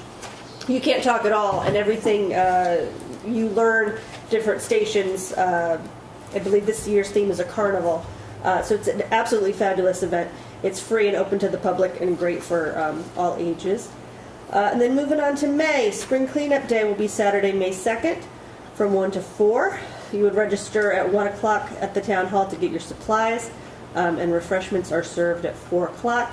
The rain date is May 3rd. This is another great family event. You can, if you have young children, they'll give you safer areas with sidewalks. It's actually a lot of fun to do. Apple Blossom Day is Saturday, May 9th. This event, thankfully, is organized by the Red Hook Rotary. We actually don't really have much to do with it, which is why I love it so much. For more information, you can contact David Wright at 845-750-2254. That event is held rain or shine, and the hours are 10 to 4. Yes. I was going to get to it. I don't know, I'm just saying it, leading Okay, into so it. now there's a thing there. So last year, my Girl Scout troop created this bike rodeo that worked really well. And afterwards, we kind of looked at each other and said, you know, we could do this every year. So I think we're going to do this every year. So this is going to be the second annual bike rodeo. It'll be Saturday, May 16th from 1 to 4 in the Red Hook High School lower parking lot. We're getting Kingston Cyclery to come. They will tune up your bike for free. We have a feeling that most bikes right now have been sitting in garages for the past 6 months and could use some air and some dusting. So Kingston Cyclery will be there to do tune-ups. So you get your bike tuned up, you get your helmet checked to make sure that it fits. Last year my daughter's didn't fit at all, so they gave her a brand new one. And then there's an obstacle course that's set up by our police officers, so that you know how to stop and turn and all that stuff. This year we are combining with the town of Red Hook's Tour de Red Hook, which they do every year and unfortunately have been rained out the past couple years. So they're going to hop onto us, and it's just going to be a great thing. So you'll get your bike tuned up, get your helmet checked, get your skills checked on the obstacle course, and then head down the tour if you want to do that. Again, another great family event. They kind of close off the roads and they have people blocking traffic, so it's a really safe event. It's really great. So that's Saturday, May 16th from 1 to 4. The rain date is Sunday, May 17th, also from 1 to 4. And then save the date, because we have two things coming up. August 22nd, we have our fourth annual? I'd say 4th. I think 4th. Annual community potluck and concert with music by Grass-Fed Bluegrass. It's Dan Budd's band. It's just a lot of fun. And Hard Scrabble Day. We had a Hard Scrabble meeting last week, so we're chugging along with that. That will be Saturday, September 19th. So that is it for the Julie McCoy section of the report. On to the exciting world of garbage. We had 12.31 tons of garbage this month and 6.89 tons of single-stream recycling. We paid out $1,321.82 and collected $3,683.50 in garbage tag sales. For the months of April, May, and June, we are having a spring cleaning sale. If you buy 10 red or blue tags, you get one free. This offer is only available in your village hall. That's it. Thank you. You're welcome. We put up our current draft of the bike rodeo poster just for Well, this. we have to change it because of now we're doing the Tour de Red Hook as well. That kind of happened last week. It's the dates. We're kind of joking with our designer who does We still don't everything understand the from chicken. Hard Scrabble Day. I just happened to see, as I was up there, helmet checks. We have a helmet on the chicken here. But Well, I would hope so. maybe it means helmet chicks. I don't know. But anyway, tune-ups, test your skills. The poster itself is still in design form, but the dates are right. So, Yeah. And the activities are right. But it is a cool thing. Those bikes that have been sitting need a little brake adjustment and a little bit of oil and gear shift adjustment, and then you're set to go. It was fun last year. It was a good Yeah, thing. it's great. I met one of Brent's cohorts at the Bard College where they were there last year, that Bard Bike Cooperative. We mentioned it to her. I don't know if we can remind her, Brent. And then maybe now, I don't know, Brent, you want to throw it, I think it's celebration-ish, it's probably in your report, but we had the gallery opening Friday night and the Bard We've been working with Ellen Driscoll and her class at Bard. This year's class is called Site Specific, and so what they're proposing, there's 10 students in the class, and 5 or 6 sculptures will be installed during Hardscrabble Day at Memorial Park, and right now the proposals and the models... Apple Blossom. Or Apple Blossom, yeah, I'm sorry. It's on May 9th, and similar to what we did last year, we had one piece installed down at the park, and this one will have, like I said, 5 or 6, and people are interested in seeing what's to come with little models, and like that's over at the gallery right now. They're up for 2 weeks. But the descriptions of this, it's pretty good. They actually studied the site, worked with Historic Red Hook, worked with the Village of Red Hook as far as getting permits with the DOT, and from the village there's an events permit that they did file paperwork and got signed off on, and we look forward to working with Bard more in the future. So it's a good way to bring them into the village. Thanks, Brent. You're right there, Jen. Let's see. Mr. Darchuck, you ready to roll on water and facilities concepts? The water report for March of this year. The water treatment plant treated 8,217,000 gallons of water for a daily average of 265,000 gallons. During March of last year, the plant treated 7,121,000 gallons for a daily average of 230,000 gallons. A 72-hour well fill capacity test was done to reflect the higher yields, with well 15 now online, causing higher volume for the month.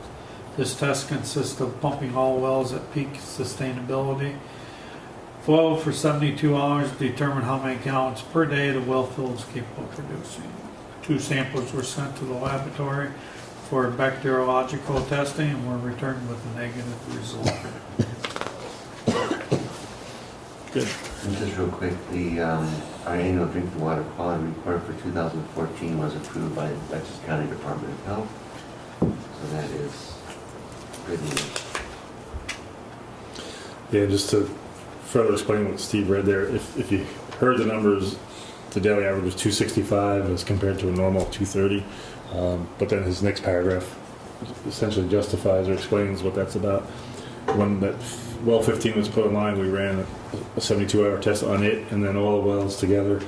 So what that means is for 72 hours they were all pumping full bore, not into your house, but just out into a recovery field where it's something we had to do to comply with DEC and DOH, different things we need to test our capacity. And so we ended up with a higher average that point in time. But in essence, good stuff. What was the outcome on that? I don't have the numbers right in my head or in front of me, but there is a booklet up in the conference room that has the results. Do you remember? It was 5. I can't remember the exact numbers. Sorry, Steve, but the new well is a real producer. It did beg the question. Some of the old wells are so much less that you wonder, is it worth? Yeah, the new well is over 144,000 gallons per day, which is pretty good. Yeah. And but there is, and we will be going at one of our next meetings. We will look at those numbers because what's happening is the engineers now are submitting the findings to DEC, and Ben might have it in his reports rather than steal your thunder. You have it in your report with CT Mail sending the results up to the water permits and so forth. Okay. But we take those results and then they reestablish our well field capacity. And I do have the water reports, water system operation reports, but we'll be working. It's because it goes to some issues we're working on, and we'll be giving you a spreadsheet with all the numbers. In my opinion, the composite was a nice, good number for capability capacity. Anyway, we would get Mr. Brent, Deputy Mayor, on board here, and I'll try with you ready to go? Village Green Committee monthly report, current balances of the Village Green Committee related budget accounts, community beautification in $2,798.99. Shade Tree contractual, $3,331.03, and the Village Green checking account, $3,736.88. The Village Green Committee meeting was held on March 24th. We welcomed new member Francis Yuku, which we appointed tonight. Tree City USA, we discussed at the meeting, Tree City USA Community Forestry Recognition Ceremony, and also our Arbor Day celebration, which is tentatively scheduled for April 25th. And this depends on if we get our trees in time. There may be a delay by a week, but we'll let you know. Seedlings were purchased through Dutchess County Soil and Water Conservation District. And these will be given away free. We have tree species including 9-bark, river birch, American filberts, sycamore, and dogwoods, and they'll be handed out and distributed at various locations throughout the village for people who are interested in picking one up. Again, spring tree planting, we tentatively set for April 25th, and this one we do our Arbor Day proclamation, so we'll be meeting with volunteers at Abrahams Park at 9 o'clock, and we'll keep the volunteers posted if we do have to postpone. Francis Yuku and myself accepted the 13th annual award, Tree City, on behalf of the Village of Red Hook at the Tree City USA, Tree Campus, and Tree Line USA Community Forestry Recognition Ceremony on March 26th.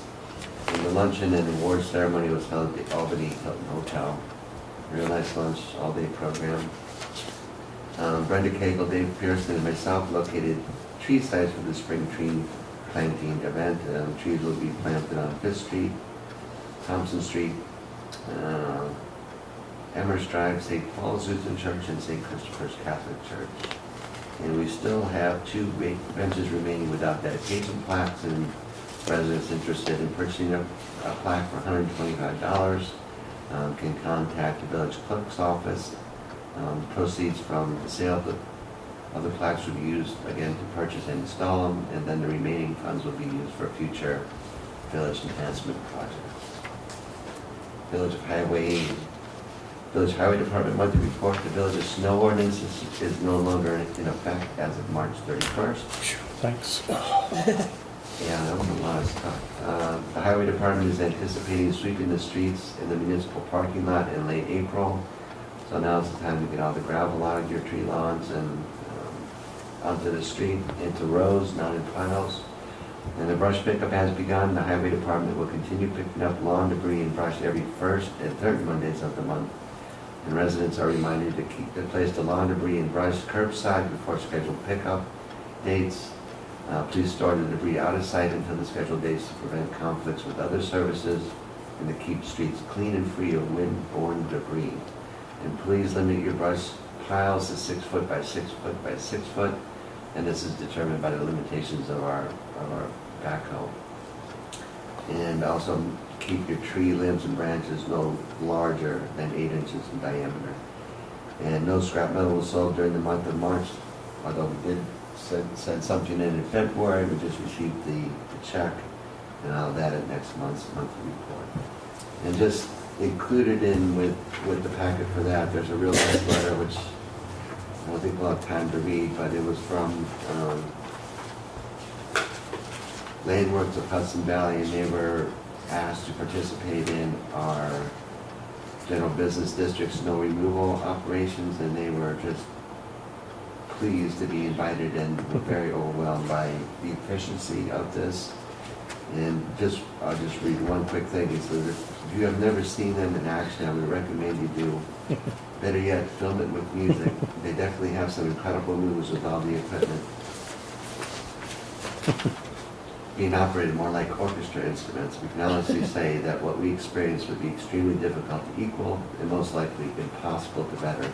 Not a contractor-coordinated effort you should plan on replacing anytime soon. And special thanks to Frank Bosberg, who coordinated that with Dan Strive for our highway department. So it's always nice to hear, and it is really quite amazing to see. Pretty poetic for a contractor too, right? So He was thrilled to death, and to be asked in the first place, and It was funny because the guy walked in and he had 2 envelopes, and Brent and I happened to be standing there. Like, where's the mayor and the deputy mayor? Like, he kind of had his work clothes on. And, oh, you know what's? Oh, this is good stuff. He came, so we read it. Oh, it was kind of fun. And but it is funny because the first time I ever watched them do it, like 2 years ago with the new routine, I used the same word. It was like choreographed. It was like. Yeah, the skid steers going back and forth, and then they have 5 or 6 trucks, all by different subcontractors lined up in this continual line. There's no downtime, and they're pretty quick and very good. The Intermunicipal Task Force and Red Hook Infrastructure Monthly Report, the Red Hook Sewer Project. A meeting was held on March 26th in the offices of the New York State Environmental Facilities Corporation in Albany. Actually, I met with Fred Testa of EFC and to review the status of the village's hardship application and look at possible funding provided by the $5.4 billion bank settlement that New York State got. The village received information on March 31st regarding the fiscal year 2015-16 New York State adopted budget. A provision of the budget includes the Water Infrastructure Improvement Act of 2015. This act will allocate $200 million for water and sewer projects over the next 3 years. The New York State Environmental Facilities Corporation will administer the program and will establish a process and timeframe on which municipalities can apply. In awarding state financial assistance, consideration and preference will be given to municipalities that meet hardship criteria established by the EFC and to projects that result in the greatest water quality improvement or greatest reduction in serious risks to health. Now, I've contacted the offices of Assemblyman Cahill, Senator Serino, and New York State Environmental Facilities Corporation for more information that may pertain directly to the Village of Red Hook sewer project. And right now, the village sewer project is on the intended use plan, and we are above the funding line, and we have submitted our hardship application. So depending on how they enact the law, this year they'll only put $50 million toward sewer and water projects, and no one really knows at this point how it's going to be divvied up. Hey, Brent, could I interrupt? We saw an email today from EFC. They want us by April 24th to log into their Plus database. I copied you and Robert. It's something I put it on my calendar. Like, yeah. So, okay. Yeah, we have to take care of that. So right now, our engineering report, we have a draft engineering report that was scored, and we're waiting for approval from the DEC right now for a final approval. At that time, we'll put it up on our village website. The proposed sewer district in Red Hook that we're looking at is from the north boundary, the north end of Old Post Road, Route 9, extending south to Red Hook Commons and the Emporium along South Broadway, and from Church Street extending east to Tower Road on Market Street. The proposed system will be a step system and include 224 benefit units. Treatment facilities will be located and will incorporate the existing plant at Red Hook Commons, and this location contains enough land to expand the plant on an as-needed basis. The estimated total capital cost is $4.9 million, and that's what we're looking for. So with this Water Infrastructure Improvement Act, they'll fund projects up to $5 million or 60% of the project cost. So we're positioned well for that money, which would certainly help with the cost. The Red Hook Water Projects, the USDA Rural Development Community Economic Development Funding Forum was held at SUNY Columbia Green Community College on March 18th. Both Robert Flores from CTML and I attended that. A lot of funding sources there, and that was good. Meetings were held on March 13th, 20th, and 27th at the Red Hook Village Building to review and discuss the progress on Phase 2. This is the water storage and distribution system improvements, and specifically improvements on the southwest quadrant in the village, new mains, fire hydrants, connections, and street restoration will be done. A meeting was held with Tom O'Dowd of Bard College Environmental Urban Studies Administrator to review the students' proposed water quality study to test the effects on ground and surface water contamination on the Sauk Hill River. And this meeting was held on March 20th at the Village Building. We also met with Brian Roberts of Whittaky Land Trust. He's the Trails Coordinator to review proposals for pedestrian, bicycle, vehicular shared pathways in the southwest quadrant of the village. So as we restore the roads, we're also looking at putting in some amenities, shared pedestrian and vehicular travel on those new streets that we'll be restoring. And we're looking at also possible connections with the proposed trails currently being studied by Bard College, the Village of Tivoli, and the Tower of Red Hook. This meeting was also held on March 20th. We met with Randy Duran of 64 Seconds to discuss the use of their products on the village water infrastructure. Phase 2. Listening devices integrated with Apple's sound architecture will be used to detect leaks throughout the water distribution system.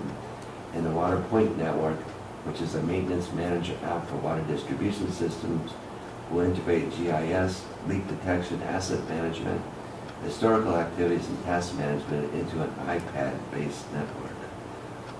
That's currently up and running, and they're mapping all the mains right now and looking for leaks within all the village, but specifically right now for Phase 2 of the Southwest Quadrant. The 2013 Community Development Block Grant, which is well 15, final payments and documents are being prepared to close out the project with Dutchess County Department of Planning and Development.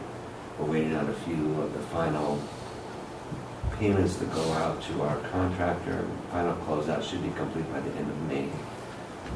The cross-connection policy, which I think we're talking about In May.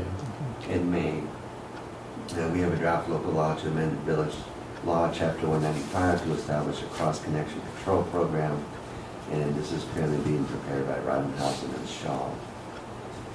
On the intermunicipal task force side, the task force met on the 6th, 13th, 20th, and 27th. I'm a member of the task force. We have been for the last 12 years. We meet every Friday. So review, revise the proposed amendments entitled Historic Structures and Districts to protect regulated historic structures in the town of Red Hook. And this will modify the allowable uses in the B1 zone, LD, RD5, RD3, H, institutional, light industrial, and zoning districts. So they're almost complete. Some other committees that I sit on in the town, just real quickly, the Red Hook Town Economic Development Committee, both Ed and I are liaisons to that. A meeting was held on March 11th in the Village Building.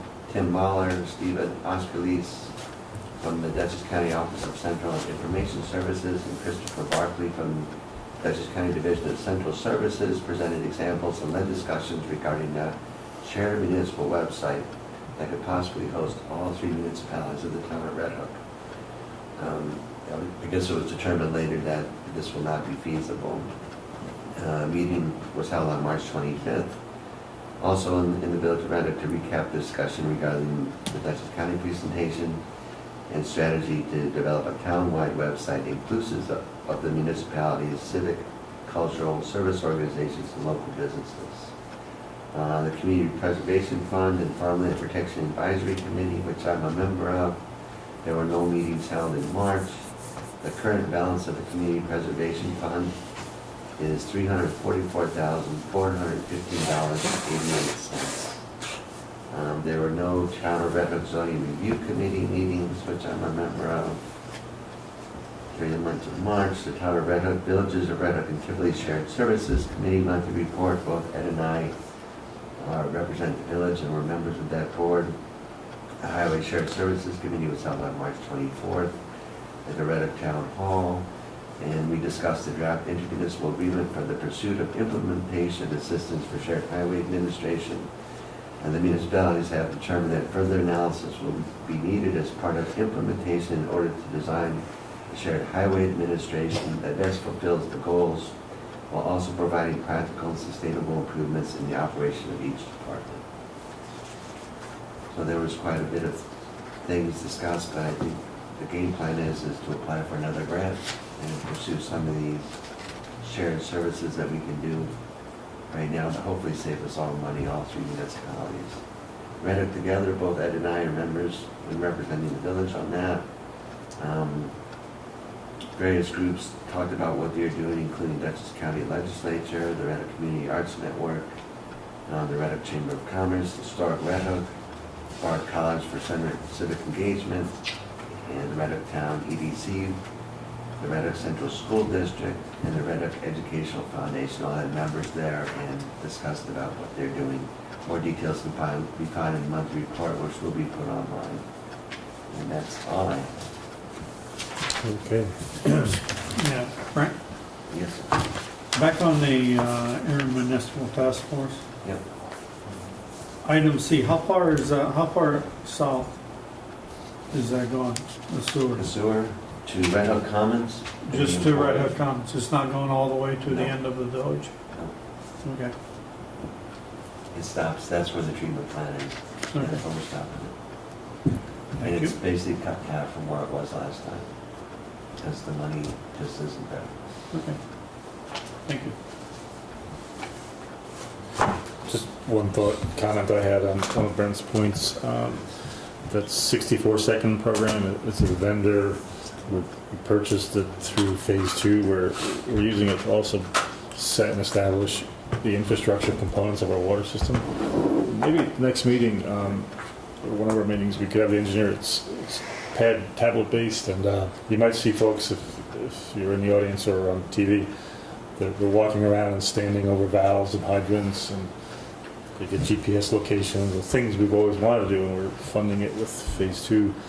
And like Brent said in his report, part of it is it's got some pretty high-tech listening capabilities where it can pick up water, but the question is, it's a little hard to decipher, is somebody using the water nearby, is it a leak or is it not a leak? But it's great stuff to have, and I think maybe we could have them plug it into the overhead and just show everybody what it's about. It's pretty interesting. And this is something we'll do village-wide, so, you know, we can detect a leak, and I think some other municipalities around have been using, because of our lead in this project, have looked into the system too, and all been very impressed with the information available and the speed and the technology. And this will become part of our equipment after the phase 2. So this is, like I said, included in phase 2 in the cost, and will become village property at the end of the project. Good. Yeah, so we're done with the department committee reports. Just one thing, I threw up a screen. It's from some artwork from last year, but I did sit with the farm market principal organizers, and they're looking, and they want to start May 23rd in the parking lot again. It's going to be fun. They're going to try to re-energize and do a little somewhat different approach. So it's the key players, and we would keep the parameters the same, and work with them to see what we can do. So that's May 23rd is the first live date. We'll have Apple Blossom Day early in May, and then in the Village Center we want to kick up the energy level and get them going with their project again. So think about it, and it's great fun to go shop there, visit your neighbors, and go home and have a barbecue with something you bought and some salad you bought. So it's a good thing. And we'll try to help them promote it as best we can as well. But it's, you know, we put a lot of burden on them. I mean, it's their project, and they are a profit-making center. You know, so we can help and make it a community event, but we can't really fund it for them or anything. That being said, let's move to some business. In the budget world, we saw that the police vehicle, the Tahoe, was coming off the budget, and we concurred and budgeted to get a replacement vehicle to keep our rotation with police vehicles right. And we moved forward. We had the PD and the clerk treasurer. We found a replacement vehicle in the state contract world. And what we want to do is, if you remember at the workshops and the meetings where we talked about it, it's we'll be taking one car off the road, insurance-wise and different things. And then what we would do is, at that point, at the point of our last meeting, the treasurer was hunting for the best rates. And we have found that Salisbury Bank has that best rate. And in her file, there's some comparisons, but they came in at 2.55% per year. And if you remember, we budgeted with that in mind. We knew those costs. But what we need to do is with Salisbury Bank and our situation, what we have to do is we have to give the bank issuance a bond resolution statement, so they can put that in their paperwork and know we're going to pay them back. So our intent is to pay them back, but we have to do this formally. So what we're doing is we take out the bond, and I'll hit the highlights. It's what we did. Cindy had a folder there. We could ask some questions, but under state contract, the vehicle actually comes to us, and then I think it was 37,000-ish. It's a Ford Explorer, 2015 Ford Explorer. But then it gets marked, and light bars and radar, radios, different things installed. And it's within the parameters we discussed. It's the 41,000 and change, 2.55% interest, and it's a 4-year payout, as I recall the payout sheet there. Was it 4 or 5 years? 4. 4.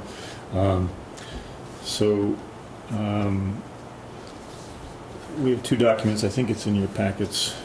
One is a covering document. I'll synthesize it and then we can work on it. The trustees authorized and budgeted the purchase of a 2015 Ford Explorer with related police equipment for the police department under New York State contract process, hereinafter referred to as the item. So we did find it. And then the second document is specific to the financial details of the instrument that we'll use with Salisbury Bank. It's the Village of Red Hook municipality hereby acknowledges itself indebted for the value, promises to pay Salisbury Bank and Trust Company $41,500 together with the interest at the rate of 2.55% per year. If you remember, let's see. Pardon me? I doesn't need the change. It's right. Ed, Yes. on the first document, Uh-huh. right in the middle, Okay. says the Village of Millbrook, yep, just change that Okay. to Red Hook. They could pay for I it. think they should. I think we should let 'em Be go. a good name. Put that in there. Just,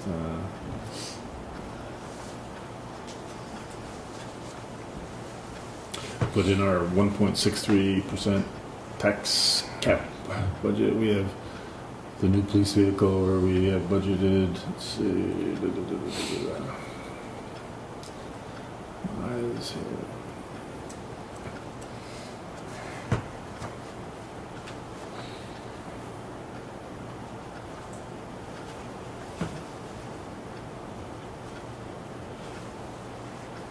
Give me a paper version there. Budget? Yeah, just.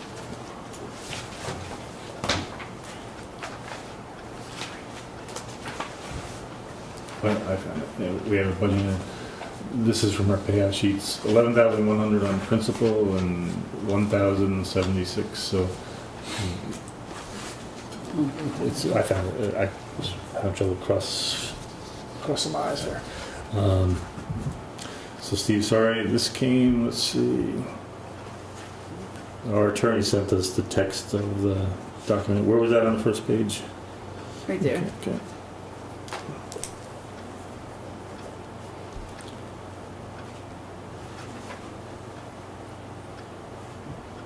This is resolution number 4.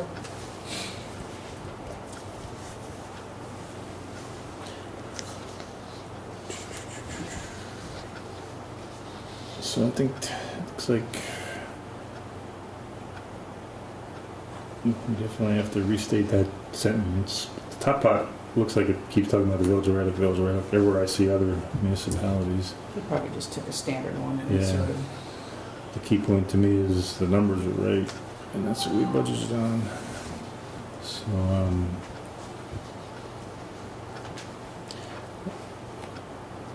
unless, do you want to read the whole motion, the whole resolution, or is everybody okay? Essentially, the key factors are, it's been budgeted, the numbers are stated, the rate is 2.25%. I think I'll read the statutory one with the bank.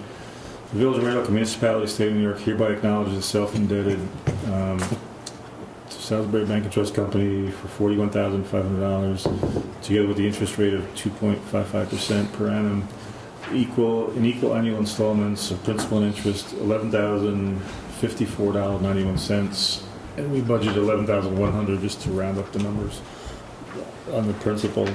In each in each year from the day of this bond until it matures. Interest will not be paid on any installment or principal or of interest until the due date thereof. The installments of principal and interest on this bond will be paid to Salisbury Bank and Trust Company in lawful money of the U.S. at the office located in Poughkeepsie. The bond is a statutory installment bond, the principal sum of which cannot exceed $1 million unless it is issued and sold to the United States of America. So we're not doing that. The bond may not be converted into a coupon bond. It is hereby certified and recited that all conditions, acts, and things required by the Constitution, statutes, looks like we're missing a T there, statutes of the state of New York to exist, to have happened, and to have been performed precedent to and the issuance of this bond exist. A witness thereof. So Cindy and I would need to sign that. Let's just look at the resolution again, since there was that one typo. In the resolution itself, it says, be it resolved by the Board of Trustees, Village of Red Hook as follows. For the object or purpose of purchasing said item, which the item is described above, that 2015 Ford Explorer, and to provide funds to defray the cost thereof, $41,500 of statutory installment bonds of the Village of Red Hook shall be issued pursuant to the provisions of the local finance law. $41,500 is estimated as the maximum cost of said item, and that bears true with what's in her file. Section 3, the plan for the financing of the purchase of this item consists of issuance of statutory installment bonds of the Village of Red Hook in the amount of $41,500. Section 4, it is hereby determined that the period of probable usefulness of the aforesaid object or purpose is 5 years, pursuant to Section 32 of the local finance law. Section 5, the full faith and credit of the Village of Red Hook hereby is irrevocably pledged to the payment of the principal and interest. There shall be annually levied upon all taxable real property in the Village of Red Hook, so we have to change that. A tax sufficient to pay. Subject to the provisions of local finance law, the power to authorize the issuance and sell special installment bond herein authorized is hereby delegated to the mayor, the chief fiscal officer. Such note shall be of such terms, form, and content, and shall be sold in such manner as may be prescribed by said mayor, consistent with the provisions of local law finance law. The validity of such bond may be contested only if such bond is authorized for an object or purpose for which the village is not authorized to expend money. The provisions of law should be complied with at the date of the publication of this resolution. Such bond is authorized. Let's see. What does this last sentence say here?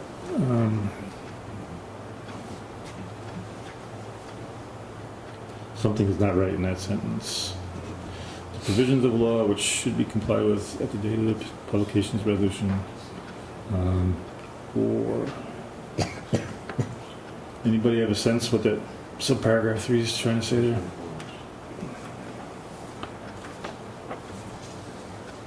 I think there should be a negative word there. Which one is it? 3 lines up from the bottom. Let's see.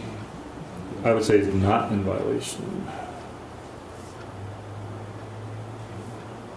Provisions of law which should be complied with at the date of publication of this resolution are not substantially complied with.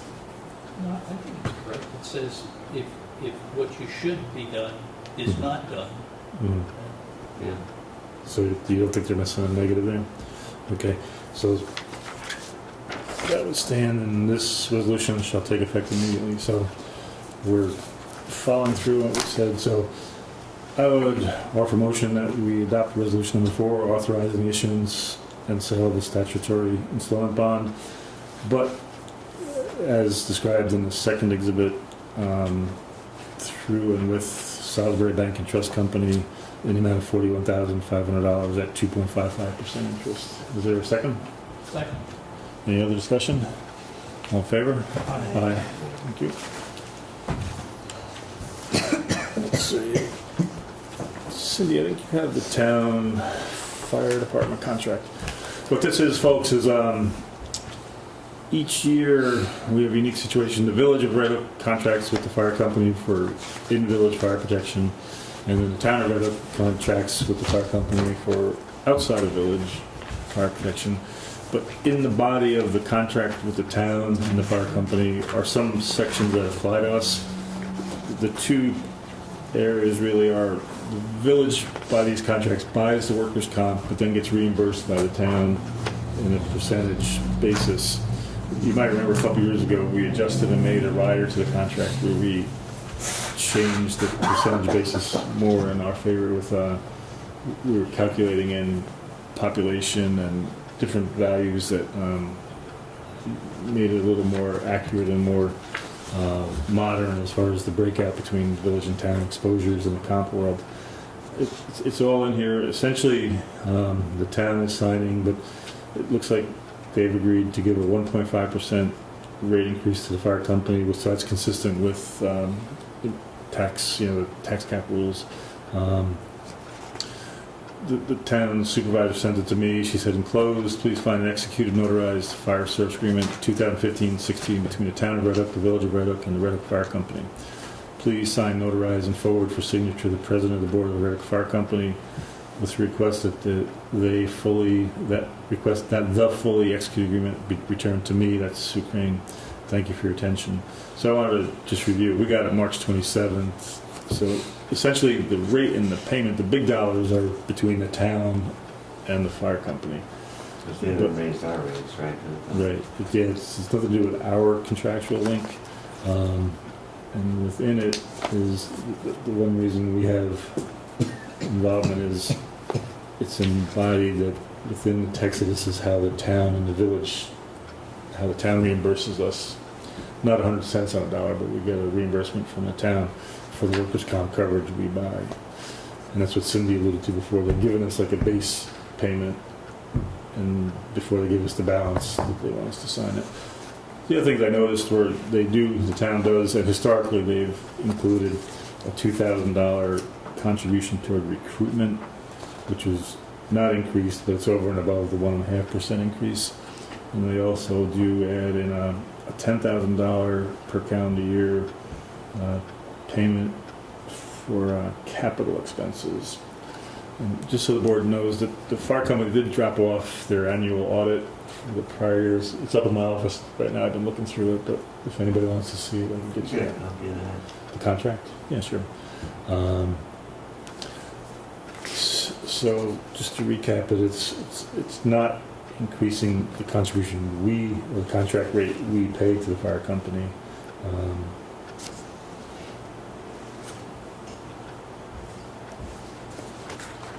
But I'd like to go ahead and sign it so we can get the balance of our money for the workers' comp. And we do our own dealings with the fire company for our side of the equation. So anyway, there's a place, Sue Crane signed it, there's a place for me to sign, and a place for the fire company to sign. So I would entertain a motion that we sign the fire contract that deals with pieces of fire protection, but not the direct religious fire protection. Is there a second? Second. All in favor? Aye. Aye. Thank you. You sign that, and I'll get that out for Do it right now? you. Okay.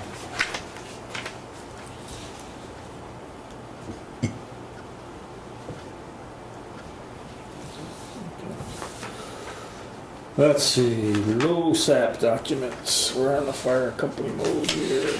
Can I steal your little packet thing? Yep, you got one more signature. Oh, yeah, okay, sorry.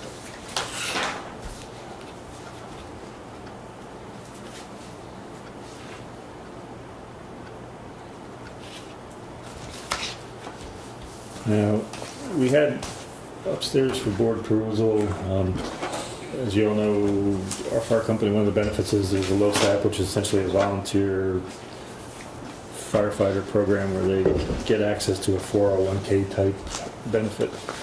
Each year they submit to us members of their roster who completed the training, the hours, the performance, things that they monitor, and who qualify for the LoSAP benefit.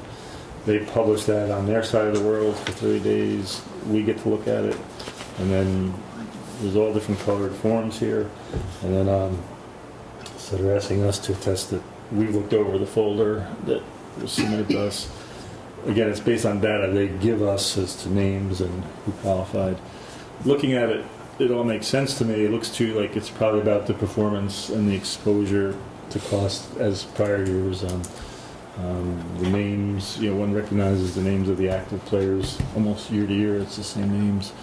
But in essence, it's time for us to say, okay, we reviewed it, and there's one of the forms in here for me to sign that then moves it on to our administrator, who then also studies it and establishes the payouts and the amounts we have to pay up to the fund, which then he takes care of once it's all in and done. It looks like they've done the process. And what we did discover the past year here when we're doing our audits with CPAs, the village does have an obligation to also separately audit this, not just the Board of Trustees doing this task. And we do have an audit underway with the fire company where it tests some of the internal reporting on their side. But it's a requirement from the State Controller's Office. It's not us just pushing that on them. It's something that comes from the state level. So that being said, I would entertain a motion that I be authorized to sign what's called, sponsor authorization form. So this form is to be signed by the mayor of the village of Red Hook after the 2014 firefighter service listing has been posted for 30 days, which they did, as certified by the completion of 2014 fire department posting certification form. Please sign and return the entire 2014 data request package to Penflex, which Cindy does. And then it says, I hereby authorize Penflex to use the data herein submitted about active volunteer firefighter service award program. I understand this data will be used to determine the funding requirements, the eligibility of persons to be paid service award program benefits, and the amount of benefits to be paid to such persons. I understand that if any of the 2014 admin services provided by Penflex must be redone due to errors in the data, that there may be an additional charge payable to the program sponsor, who's us. I further understand that Penflex will not be liable for any errors. I would like, if everybody's been through it, I'd like authority to sign it and move it on. Is there a motion and a second? So moved. Second. All in favor? Thank you. Let's see, municity. Okay, I think this is in, is that a folder you have there, Cindy? Item D on the agenda, we participated with that county shared services program where we bought into the high-tech software program for our planning and building inspector world called Municity. It's through that company based in Red Hook, SCA. It's been working well. It's a tablet-based thing. Sam's been happy with it. Larry's been happy with it. There's a little addition they want to do to it, and they asked me to sign it as mayor, but there was a statement in it. It says, the Village of Red Hook Board of Trustees has considered the above, and what the above is, they want the ability to take the county's GIS photographs and add it into Municity, so it'll be separate. Instead of just being in parcel access, it'll be in Municity. And the county has offered to do it. The deal is essentially with the county. I think they're just asking the participating municipalities to agree that what's in parcel access will also now be on the Municity program for the building inspectors and the planners to look at on their tablets in the field. At a February 2015 meeting of the participating munis, there was a desire to include assessment photographs, which are now included in the county systems. The county has agreed to provide these photos under the parameters below. Essentially, the county doesn't want to be spending a lot of money. They want the software company to do it, and it's not going to cost us any more money. It's just part of the program. So to participate, the county requires each municipality to agree to the terms. I therefore ask that each of you add. And so the terms would be there will be no additional charge. And OCS will provide SCA. OCIS is the county's Office of Central Information Services. I think that's their acronym. Will provide SCA, that's the software company, the full set of photos from the munis participating in the project on a 6-month recurring basis via external hard drive provided by SCA. It should be understood that the participating munis maintain their own photographs on shared disk storage at OCIS.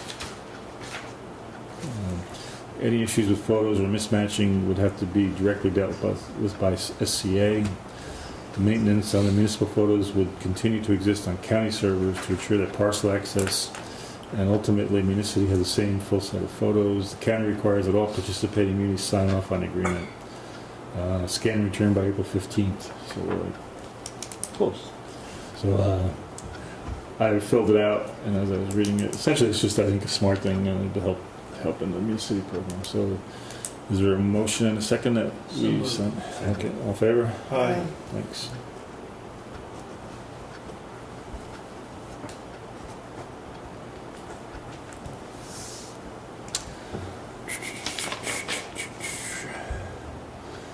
All right, let's set a couple public hearings and continuations thereof. Like we said, when we had the 2 early public hearings open, we're holding them open. I would like to formally say our current workshop will occur on this Thursday and the next 2 Wednesdays, which we said were 22 and 29 of April. So if the clerk could notice them. Brent and a few of us, I think Jay and I guess it was more Brent. I'd like to set a public hearing for the May meeting for the cross connection code update. That's the key, different version for the backflow prevention program. When do we set that for 7 o'clock? On a, and then I'd like to do the EV charging station public hearing too. So we'll do it at 7:15.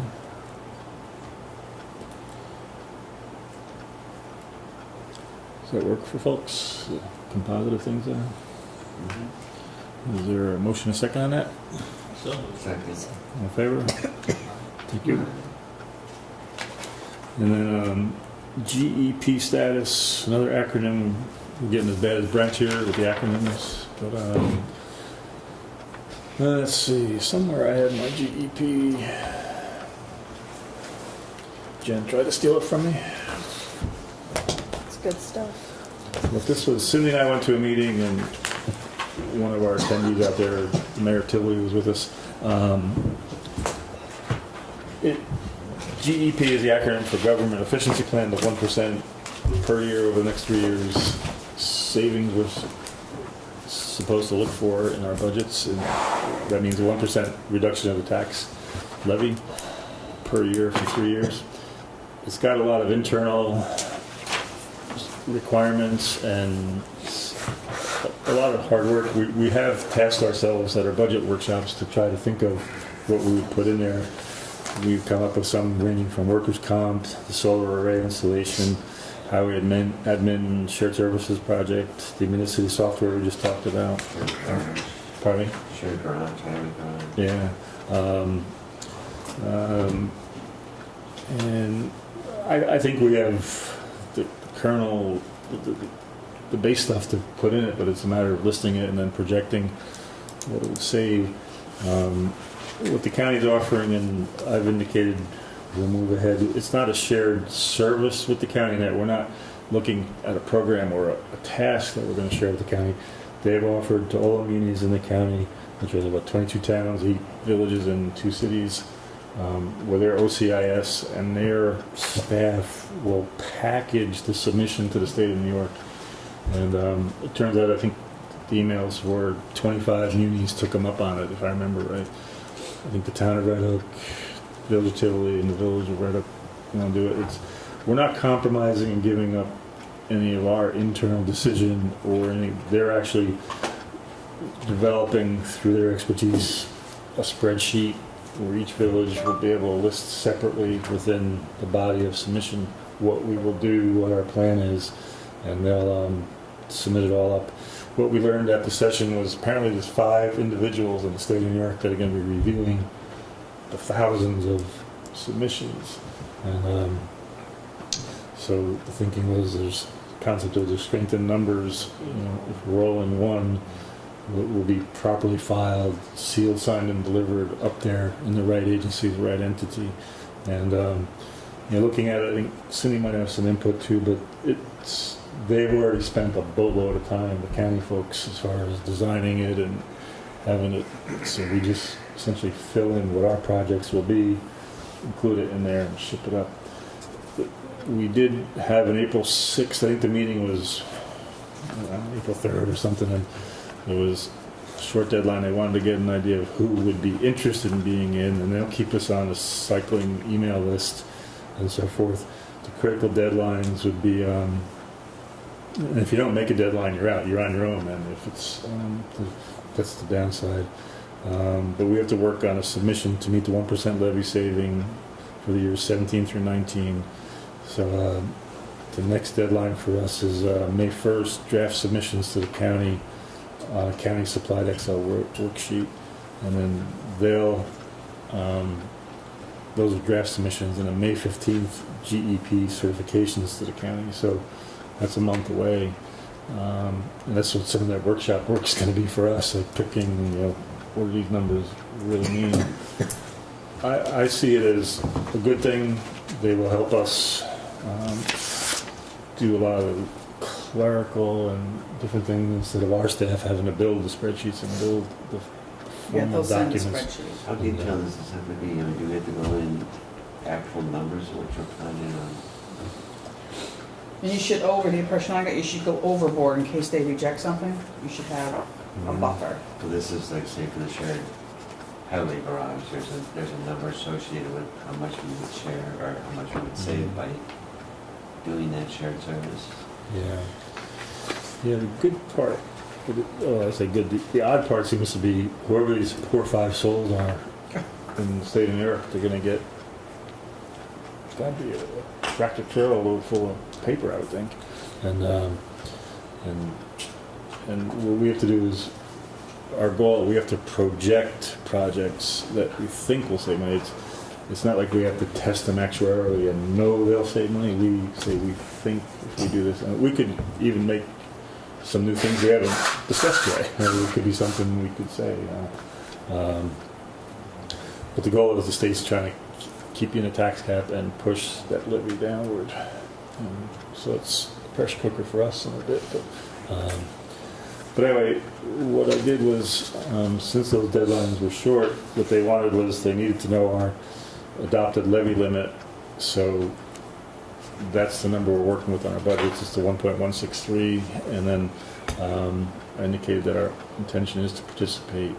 But like I said, the crucial thing is it's still our work, our decision, and we're just logging it somewhere, and then we'll work it back. So I'd like to move ahead with that in that fashion. Is there any other thought or discussion? I'd ask just for a motion that we continue to work that way then, but it still comes from us. We have to be the brain power. So keep your creative juices going. So we'll move ahead that way then. You need a second? I didn't really move, but if you don't move, is there a motion? So, All in favor? Where did I bury my agenda? Let's see, it's still yours. That's it. I better find mine. Bear with me, folks. I folded my agenda somewhere. All right. I did have an executive session, but quite frankly, it's on highway contract negotiations. I think we can talk here in the general sense. We've had meetings. The first one's happened. Overall went well. We're looking at another meeting and we're in discussion, but our negotiations are consistent with tax cap realities and so forth. I'll keep you posted. Any other business from the board? So just a reminder, looks like we will meet again this Thursday in workshop. From the floor, anything out there, gentlemen?